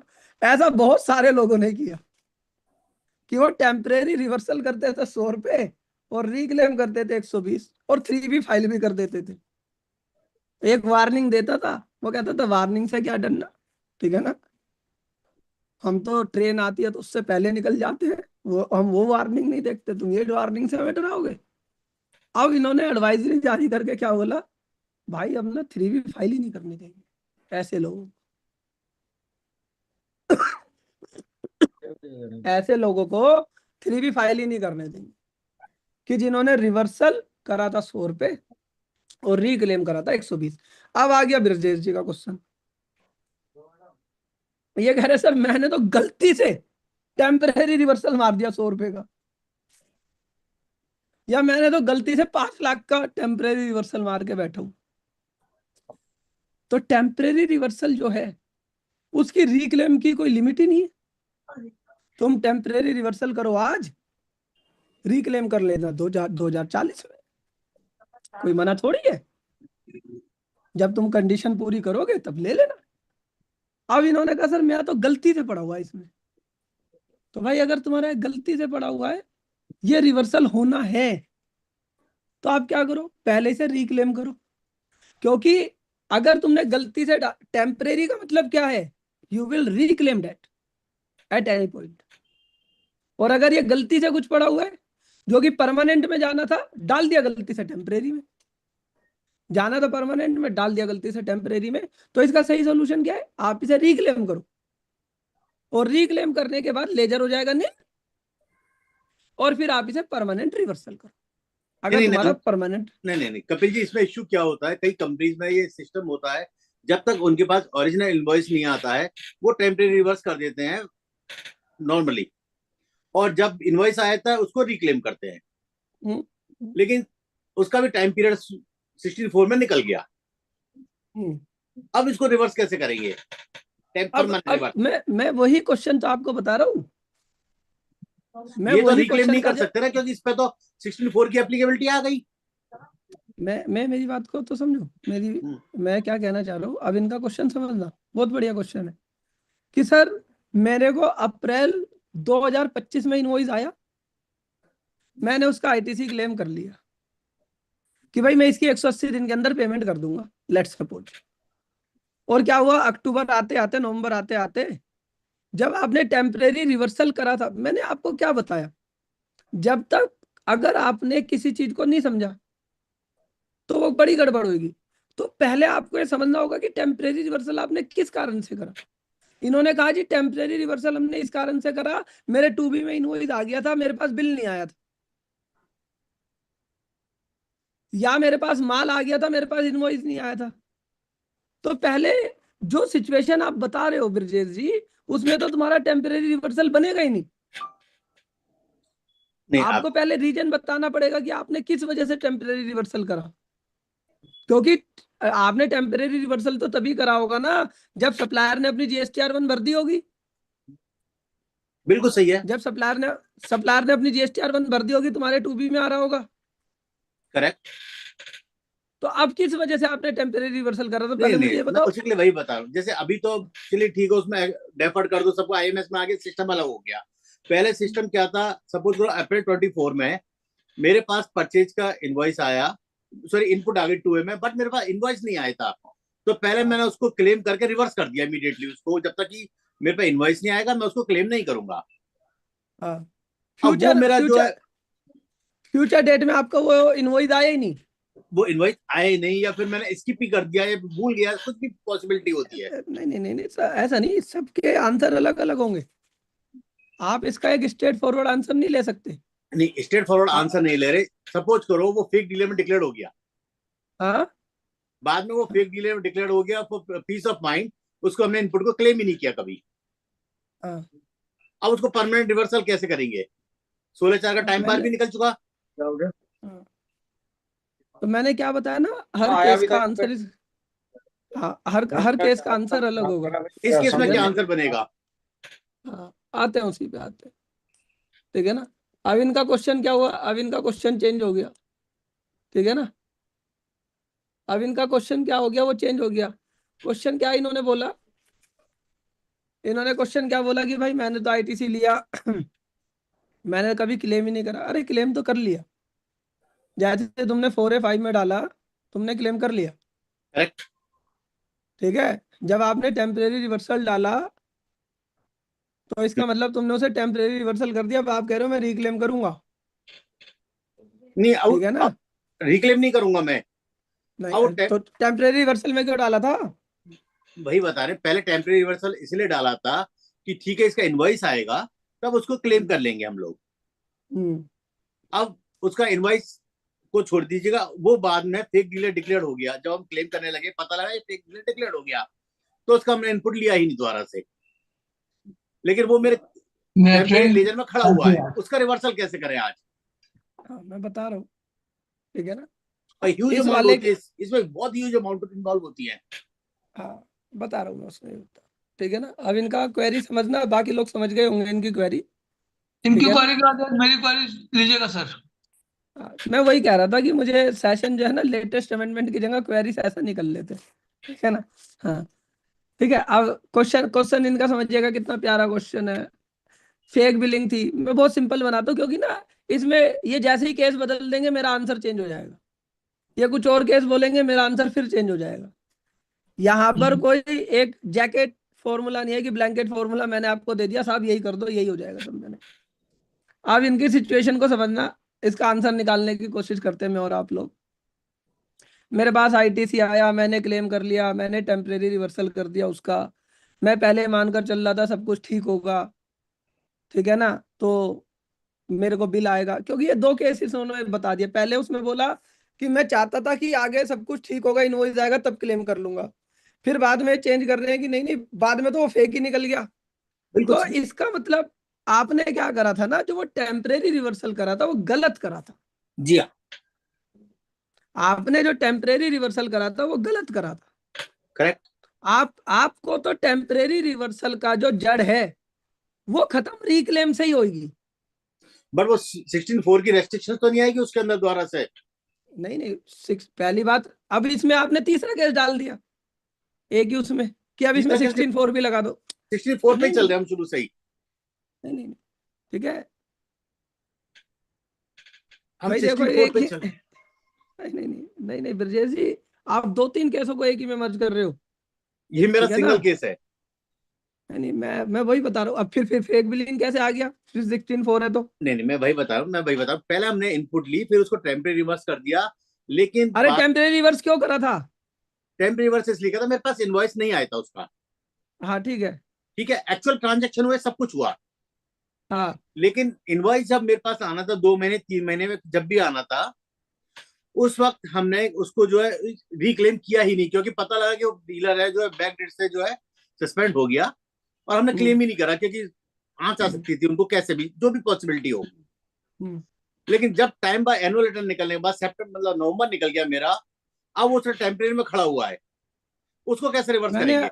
मैंने पहले क्या बताया, आप टेम्परेरी रिवर्सल को पहले रिक्लेम करो। भाई, टेम्परेरी रिवर्सल को खत्म करने का सिर्फ एक ही तरीका है, क्या रिक्लेम। टेम्परेरी रिवर्सल को रिक्लेम करने के लिए 64 एप्लीकेबल तो नहीं होगा? नहीं, कोई एप्लीकेबल नहीं कोई होता लाइन रिक्लेम, नहीं। ठीक है ना। उसमें कोई वो नहीं होता। पहले आप उसे रिक्लेम करो, फिर आप अब उसके बाद देखो कि तुम्हारा फेक आईटीसी है, तुम्हें कैसे रिवर्स करना है, नहीं, ठीक वो है। तो अलग चीज हो गई। 16 हाँ रिक्लेम करने के लिए 64 की कोई जो है बंदिश नहीं है हमारे ऊपर।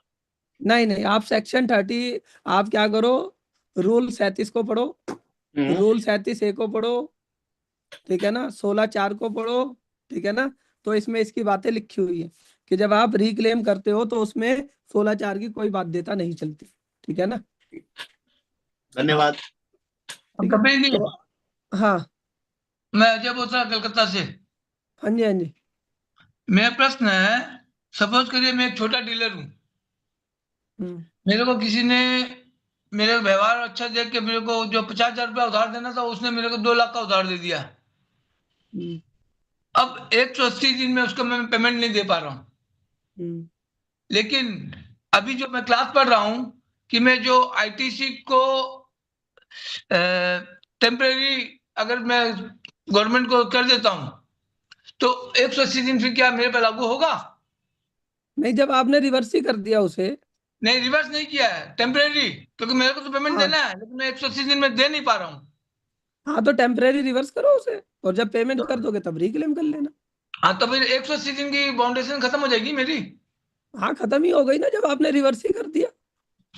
हाँ, हाँ एक खत्म और हो क्वेश्चन जाएगी। था। अभी जैसे आईएमएस में आपने आप ही के क्लास से पढ़ा था मैंने, आईएमएस में करेंगे तो जाके 2B जनरेट होगा, लेकिन मैंने तो हाँ आईएमएस में कुछ हुआ ही नहीं, और 2B में पूरा मेरा वो रिकॉर्ड सेम आ गया और 3B में भी सेम आ गया। हाँ, तो आईएमएस में कुछ नहीं करने का मतलब भी होता है कुछ करना।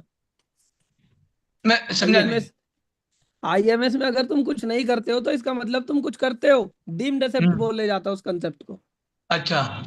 हाँ, इस वजह से ऐसा होता है। हाँ, उसमें मैं अप टू डेट सब मिल रहा है, एक एक चीज। हाँ बढ़िया है, बहुत बढ़िया है, फिर तुम्हें कोई दिक्कत नहीं आईएमएस की। आप मेरे को पहचान रहे हो ना?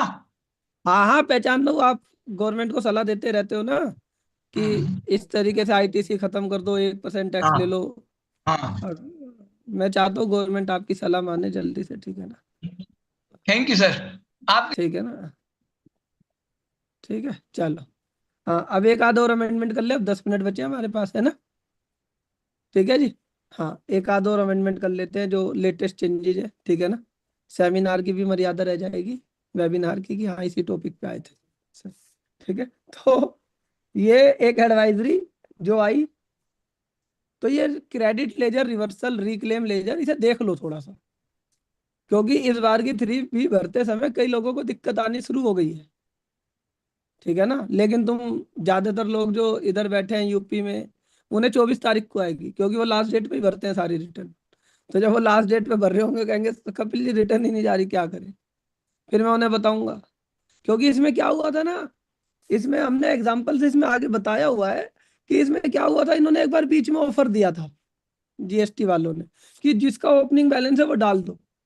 तो हमने कई बार लोगों को चिल्लाया, भाई तुम्हारा अगर ओपनिंग बैलेंस है तो डाल दो। कह रहा कौन डालेगा, अब उसका ओपनिंग बैलेंस चल रहा है 0, और उसने जो क्लेम कर लिया, अब मान लो वो क्लेम कर रहा है अब, या 2 महीने बाद क्लेम करेगा, तो नेगेटिव हो जाए,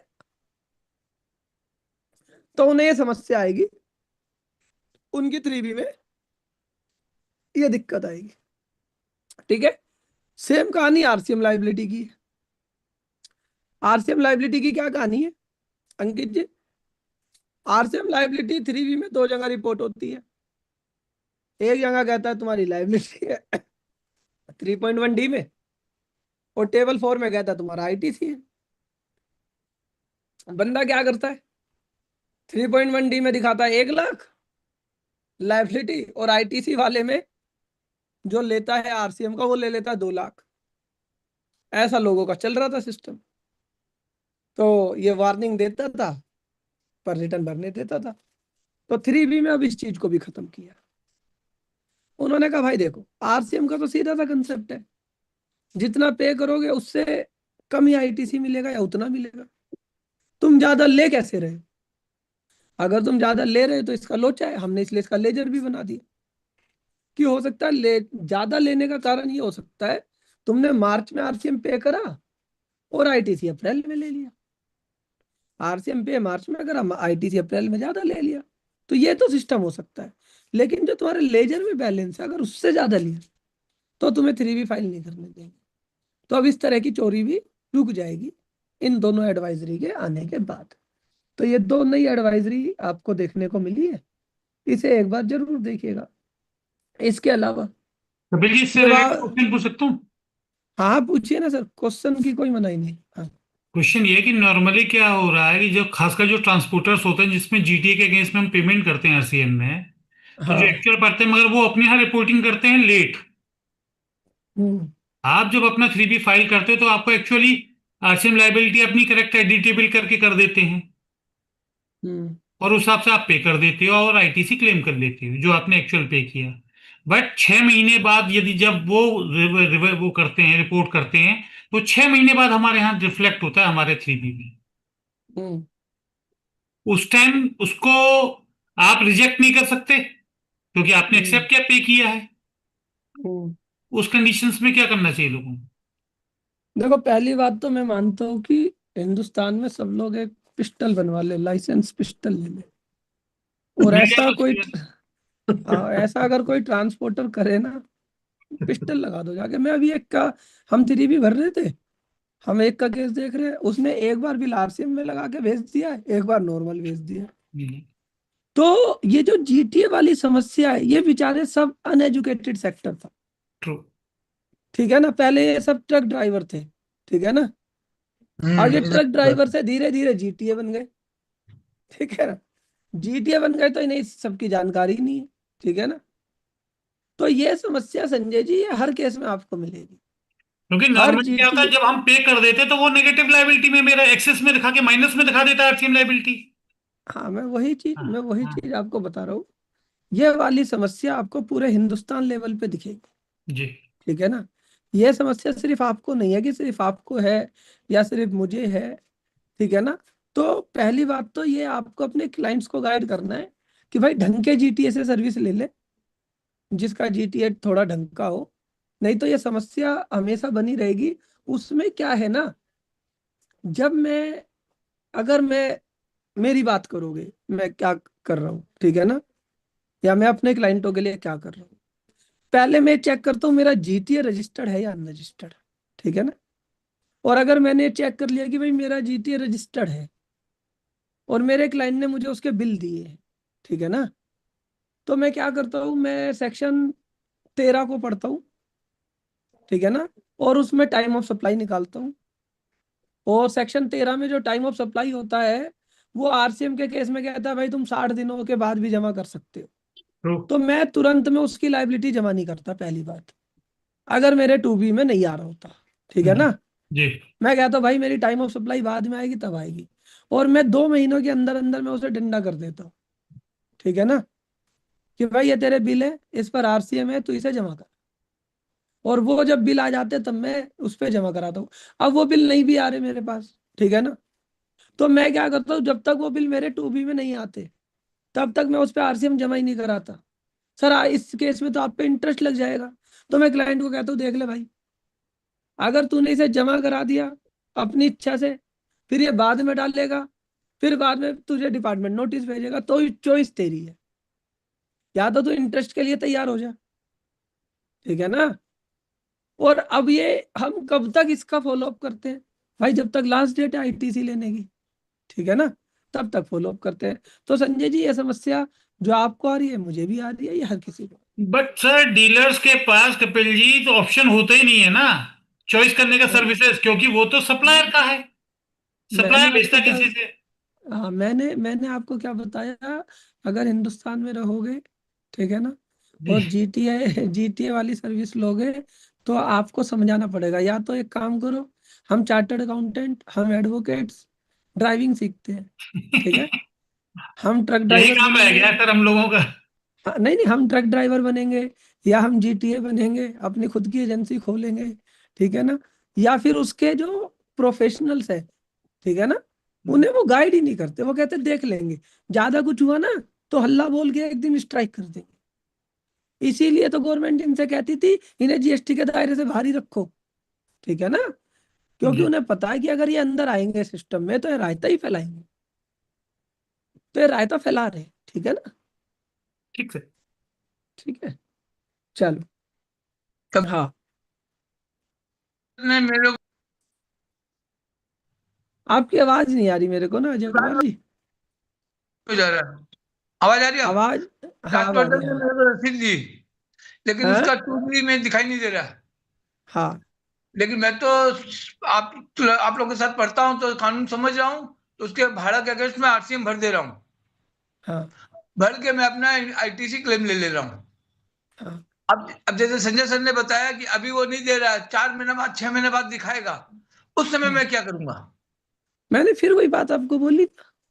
अब वो मुझे रसीद दे रहा है तो पहले मुझे आइडेंटिफाई करना पड़ेगा शुरुआती लेवल पे ही कि मेरा ट्रांसपोर्टर रजिस्टर्ड है या अनरजिस्टर्ड। अगर वो मेरा रजिस्टर्ड है तो मैं उस पर नहीं भरूंगा। हाँ। मैंने क्या बोला, ये तो दोनों में से एक कॉल आपको लेनी पड़ेगी, आपके क्लाइंट को लेनी पड़ेगी। अब आपके घर में कोई बेटा आपका नालायक है, ठीक है ना, शराबी है, जुआरी है, ठीक है ना, आप गोली तो मारोगे नहीं उसे। ठीक है ना, अब आप उसे कैसे टैकल करते हो, तो वो हर पेरेंट्स का अलग अलग मैटर है। ठीक है, हाँ, ठीक है सर। लेकिन गोली कोई नहीं मार सकता। वैसे तो हाँ। मैं कह ही रहा हूँ कि पिस्टल ले लो तुम, जाके रख दो उसकी कनपट्टी पे। ठीक है, ठीक है, कि भाई थैंक कर यू। क्यों रहा है ऐसा। हाँ। अब अगली, ठीक है, अगली और लास्ट अमेंडमेंट आज की। ठीक है, ये जो 3B है ना तुम्हारी, ये 3B लॉक होने वाली है। लॉक होने वाली का मतलब क्या है, ये 3B पहले भी इसी स्टाइल से बनाई गई थी कि तुम 1 भरो तुम्हारा काम हो जाएगा, सारी डिटेल आ जाएगी। ठीक है ना, तुम्हारा आईएमएस में आईटीसी लो 2B में आ जाएगा। तो तुम छेड़छाड़ क्यों करते हो 3B में, मत करो।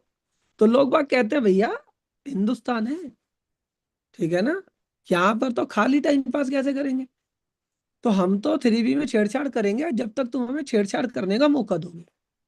तो गवर्नमेंट ने क्या कहा कि हम एडवाइजरी जारी करके धीरे धीरे इस 3B को क्या कर रहे हैं, लॉक कर रहे हैं। तो लॉक करने के सिस्टम में सबसे पहले इन्होंने टेबल नंबर 3.2 को लॉक करा, और टेबल नंबर 3.2 को लॉक करके क्या बोला कि भाई साहब ये टेबल नंबर 3.2 हम आपकी लॉक करते हैं, इसमें कोई अब अमेंडमेंट आप नहीं कर सकते, मतलब जो GSTR 1 में डालोगे वही सारी की सारी यहाँ पर आएगी।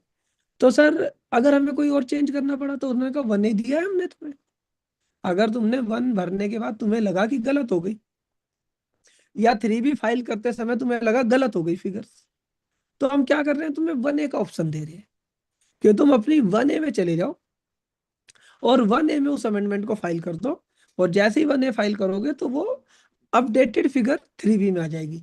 लेकिन अभी हमने इनिशियल लेवल पर जो हमारी टेबल नंबर 3.2 है उसे ब्लॉक करा है।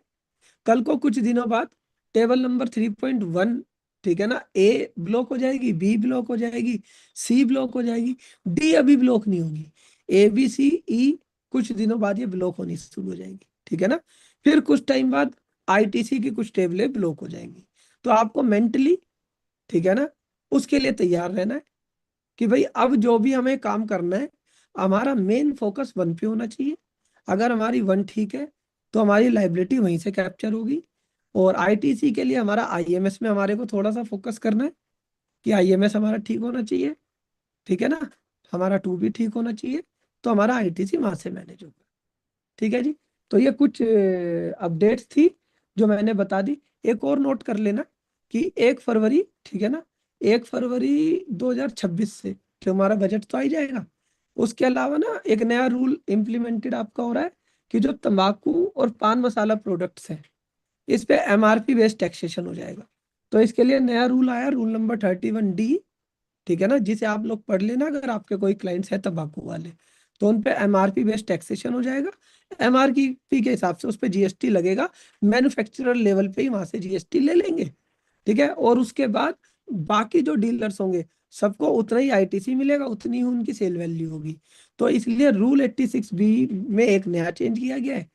और रूल 86B में जो नया चेंज किया गया है उसमें यही चेंज किया गया है कि जो 1% वाला नियम है रूल 86B का, वो इन मसाला मतलब जो होलसेलर है उन पे नहीं लगेगा, ठीक है ना, क्योंकि उनका तो सारा टैक्स ही आईटीसी से पे होगा, देखिए, मैन्युफैक्चरर मगर पे इसमें लगेगा। डिसाइड कैसे हो गया एमआरपी पे टैक्स होलसेलर टू रिटेलर पे? जो बीच की हाँ जी। चेन है, यदि in suppose they manufacturing level पे जो भी उन्होंने प्रिंट किया हाँ एमआरपी उस पाउच हाँ पर, उस पर हाँ उन्होंने वहां पे टैक्स पे कर दिया। हाँ हाँ बट जो सप्लाई वो अपने होलसेलर को या स्टॉकिस्ट को देंगे, तो वो तो कम से हाँ कम एमआरपी से कम 30 to 45% लेस होता है। हाँ, तो टैक्सेबल वैल्यू तो वहां पर जो उनका इनवॉइस वैल्यू होगा उसी के बेस पे डिटरमाइन होगा। उसमें क्या होगा? उसमें वो कैसे डिटरमाइन करेंगे सेलिंग वैल्यू हाँ, अपनी? हमने इसमें ना एग्जांपल से चीज को बताया है, जी। ठीक है ना। उसमें क्या है कि मैन्युफैक्चरर ने हो सकता है 40 रुपए का उसका इनपुट था, है ना, और उस प्रोडक्ट को 60 रुपए में बेचा, है ना। नहीं सर, एमआरपी लेकिन जैसे पाउच पे 50 रुपए पड़ी हुई है, सर मैन्युफैक्चर तो मैंने, प्रिंट करेगा। हाँ वही बता रहा हूँ मैं, ये देखो ना मैंने एग्जाम्पल से बताया इसमें ना। जी।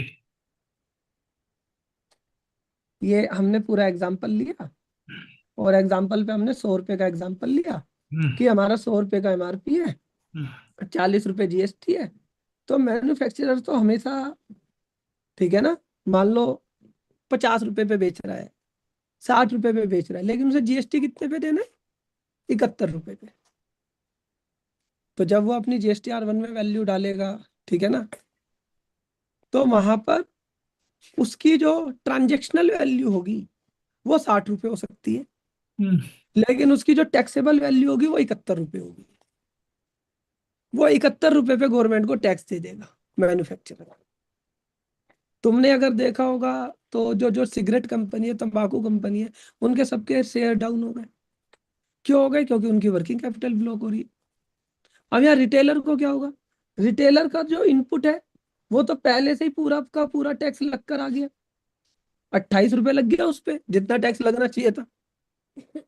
अब वो रिटेलर को बेच रहा है, किसी भी रेट पे बेचे तो उसका 28 ही आउटपुट होगा, तो उसका आईटीसी और आउटपुट हमेशा 0 रहेगा, ठीक है। भी नहीं है सर, ये समझ हाँ में वो नहीं है थोड़ा सर। सा, यदि 5 मिनट दे सकें या इसको एग्जाम्पल को प्रॉपर। हाँ मैं बता सकता हूँ, जी। थोड़ा सा ध्यान से समझना है, ठीक है ना। ठीक है, मैं यहाँ पर हूँ कौन? मैं यहाँ पर हूँ, ठीक है ना, विमल पान मसाला, ठीक है, विमल ठीक। पान मसाला। विमल पान मसाला का एक पैकेट आता है 100 रुपए का। कितने का आता है? 100 रुपए का। ठीक। ये क्या है? उसकी एमआरपी। एमआरपी। ये विमल पान मसाला मैन्युफैक्चरर है, 100 रुपए का ये बेचता है, तो इसकी टैक्सेबल वैल्यू हमने रिवर्स कैलकुलेशन करके कितनी निकाल ली? 71 रुपए। ठीक है। 71 रुपए हमने निकाल लिया, 72 रुपए ले लेते हैं, और 28 रुपए इस पे क्या है? जीएसटी। ठीक है। ये कहानी चलेगी उसकी। तो अब मैं मानकर चल रहा हूं कि इस 100 रुपए के प्रोडक्ट को, जिसकी एमआरपी 100 रुपए है, जिसमें 72 रुपए इसका अल्टीमेट कंज्यूमर से लिया जाएगा, और 28 रुपए गवर्नमेंट को दिया जाएगा, मतलब 100 लिया जाएगा, 72 प्रोडक्ट के और 28 जीएसटी के। ठीक है। ये विमल पान मसाला उसे बनाने में 20 रुपए का इनपुट यूज करता है, मतलब कि 20 रुपए की परचेज है उसकी। परचेज पर उसका जीएसटी भी होगा, मान लो मैंने कहा 3 रुपए 60 पैसे उसका, मान लो जीएसटी हो गया। ठीक है। अब जब 72 रुपए का ये इसका लास्ट प्राइस है, तो ये मतलब होलसेलर है इसका, ठीक है ना, जैन डिस्ट्रीब्यूटर, ये इसका होलसेलर है जो किससे माल खरीदता है? विमल पान मसाला से। ठीक है। या अजय देवगन है जो इससे माल खरीदता है। तो वो माल कितने में खरीद रहा होगा? वो माल मात्र 40 रुपए में खरीद रहा होगा। कितने में खरीद रहा होगा? 40। 40 रुपए में। लेकिन अब ये जब विमल पान मसाला 40 रुपए में बिल बना रहा होगा, तो 40 रुपए पे जीएसटी 40%, 16 रुपए कैलकुलेट नहीं होगा। जीएसटी कितना कैलकुलेट होगा? 28 रुपए। 28 रुपए कैलकुलेट होगा। समझ में आई मेरी बात यार? तो कैलकुलेट यहाँ नहीं पर, तो फर्स्ट टैक्स हो रहा है।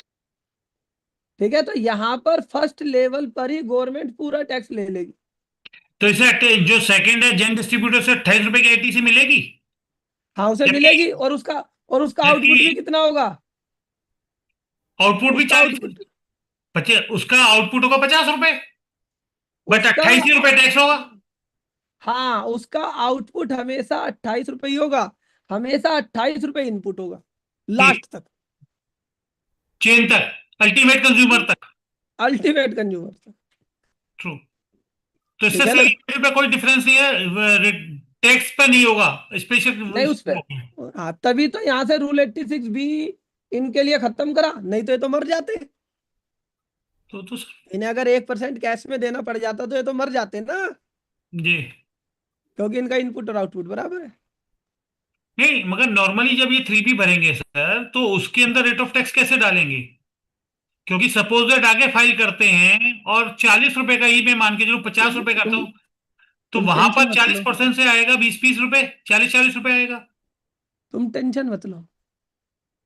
1 फरवरी के बाद जब ये इम्प्लीमेंट हो जाएगा, एक एडवाइजरी और आएगी, जी फिर मैं तुम्हें दोबारा समझाऊंगा। क्योंकि जब कानून बनता है, हम क्या पढ़ रहे हैं अभी? कानून। ठीक है, ये है लॉ। अब जब इसका प्रोसीजर बनेगा, प्रोसीजर तो 1 फरवरी के बाद ही आएगा, जी। तो वो आपको एक्सप्लेन कर देगा, क्योंकि लॉ बन गया है तो उसका प्रोसीजर पहले से उनके दिमाग में है। तो सर 2 महीने एडवाइजरी को छोड़ दिया, तो 2 महीने के बीच में नहीं देंगे? 1 फरवरी से एप्लीकेबल कर देंगे, तो उससे पहले भी तो हाँ, भेजनी चाहिए ना कम से कम। नहीं नहीं, उससे उससे पहले तो अभी ये तुम्हारी सारी समस्याओं पे विचार कर रहे हैं कि ये कैसे करें कैसे नहीं। वैसे मैं तुम्हें बता दूं, GSTR 1 में ना टेबल आराम से अलग से आती है। जब GSTR 1 की टेबल होती है ना, जो वैल्यू आप डालते हो उस पर जीएसटी ऑटोमेटिक उठाता है, पर आप जी, उसे चेंज कर सकते हो। रेट ऑफ टैक्स डालना पड़ेगा ना? अच्छा, एडिटेबल करके डालना पड़ेगा। नहीं, एडिटेबल होता है, वो हो जाएगा एडिटेबल। हाँ ठीक है। ठीक। Thank you. तो अब मैं आपसे थोड़ी सी विदाई लेना चाहूंगा, क्योंकि मेरी अगली क्लास शेड्यूल्ड है, तो मुझे पृथ्वी उसमें जाना है पृथ्वी जी, वोट ऑफ थैंक्स कर दीजिए यदि हो तो। है ना? जी,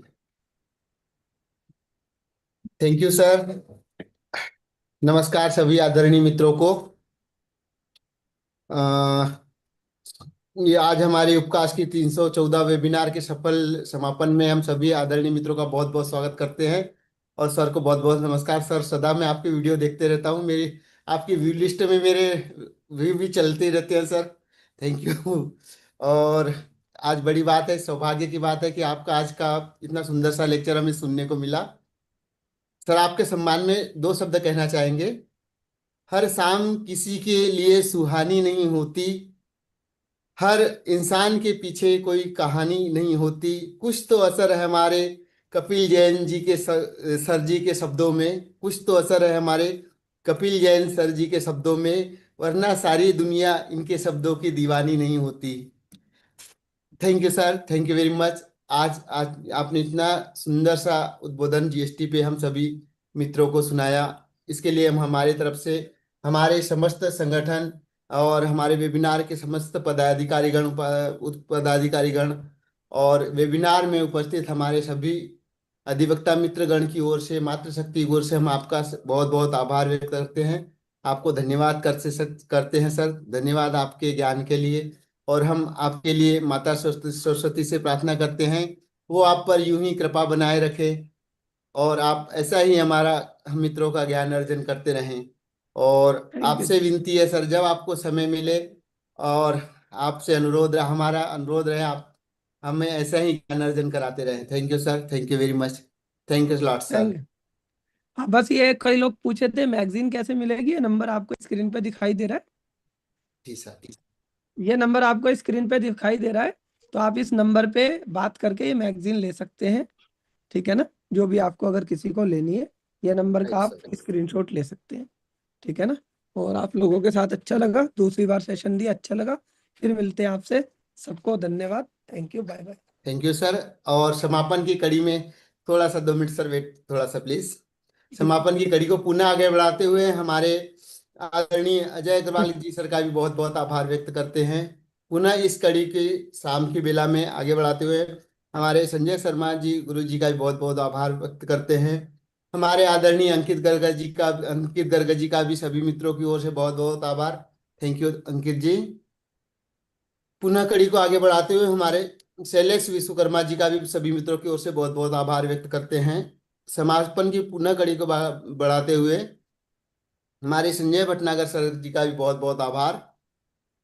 इस शाम की समापन की बेला पुनः हमारे कड़ी को आगे बढ़ाते हुए हमारे आज के इस वेबिनार के परम आदरणीय हमारे सभी मित्रों के आदरणीय हमारे हर्ष शर्मा जी का हम सभी मित्रों की ओर से बहुत बहुत आभार व्यक्त करते हैं। उन्हीं का यह देन है सर, उन्हीं की जो ज्ञान की गंगा है जिसमें हम सभी मित्र इसमें ज्ञान प्राप्त करते हैं, स्नान करते हैं।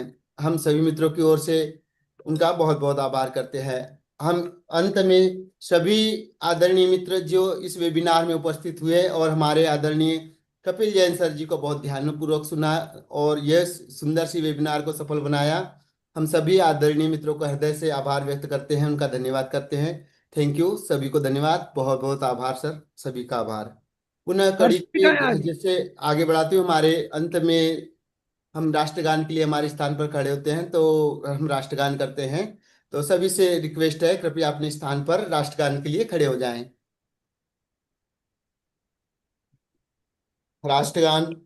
जन गण मन अधिनायक जय हे भारत भाग्य विधाता, पंजाब सिंध गुजरात मराठा द्राविण उत्कल बंगा, विंध्य हिमाचल यमुना गंगा उच्छल जलधि तरंगा, तब शुभ नामे जागे तब शुभ आशीष मांगे, गाए तब जय गाथा जन गण मंगलदायक जय भारत भाग्य विधाता, जय हे जय हे जय हे जय जय जय जय हे भारत माता की जय। धन्यवाद सर, सभी का बहुत बहुत आभार, सभी को धन्यवाद। धन्यवाद सर, अगले हफ्ते फिर मिलते हैं। जी सर, वो एक प्रोग्राम में है तो इसलिए वो ज्वाइन नहीं कर पा रहे। वहाँ पे शोर हो रहा है सर, वो ज्वाइन तो किया हुआ है उन्होंने लेकिन वो कर नहीं पा रहे। अच्छा अच्छा, कोई नहीं, चलो ठीक है। Thanks a lot sir. Okay, thank you sir. अगले हफ्ते फिर मिलेंगे।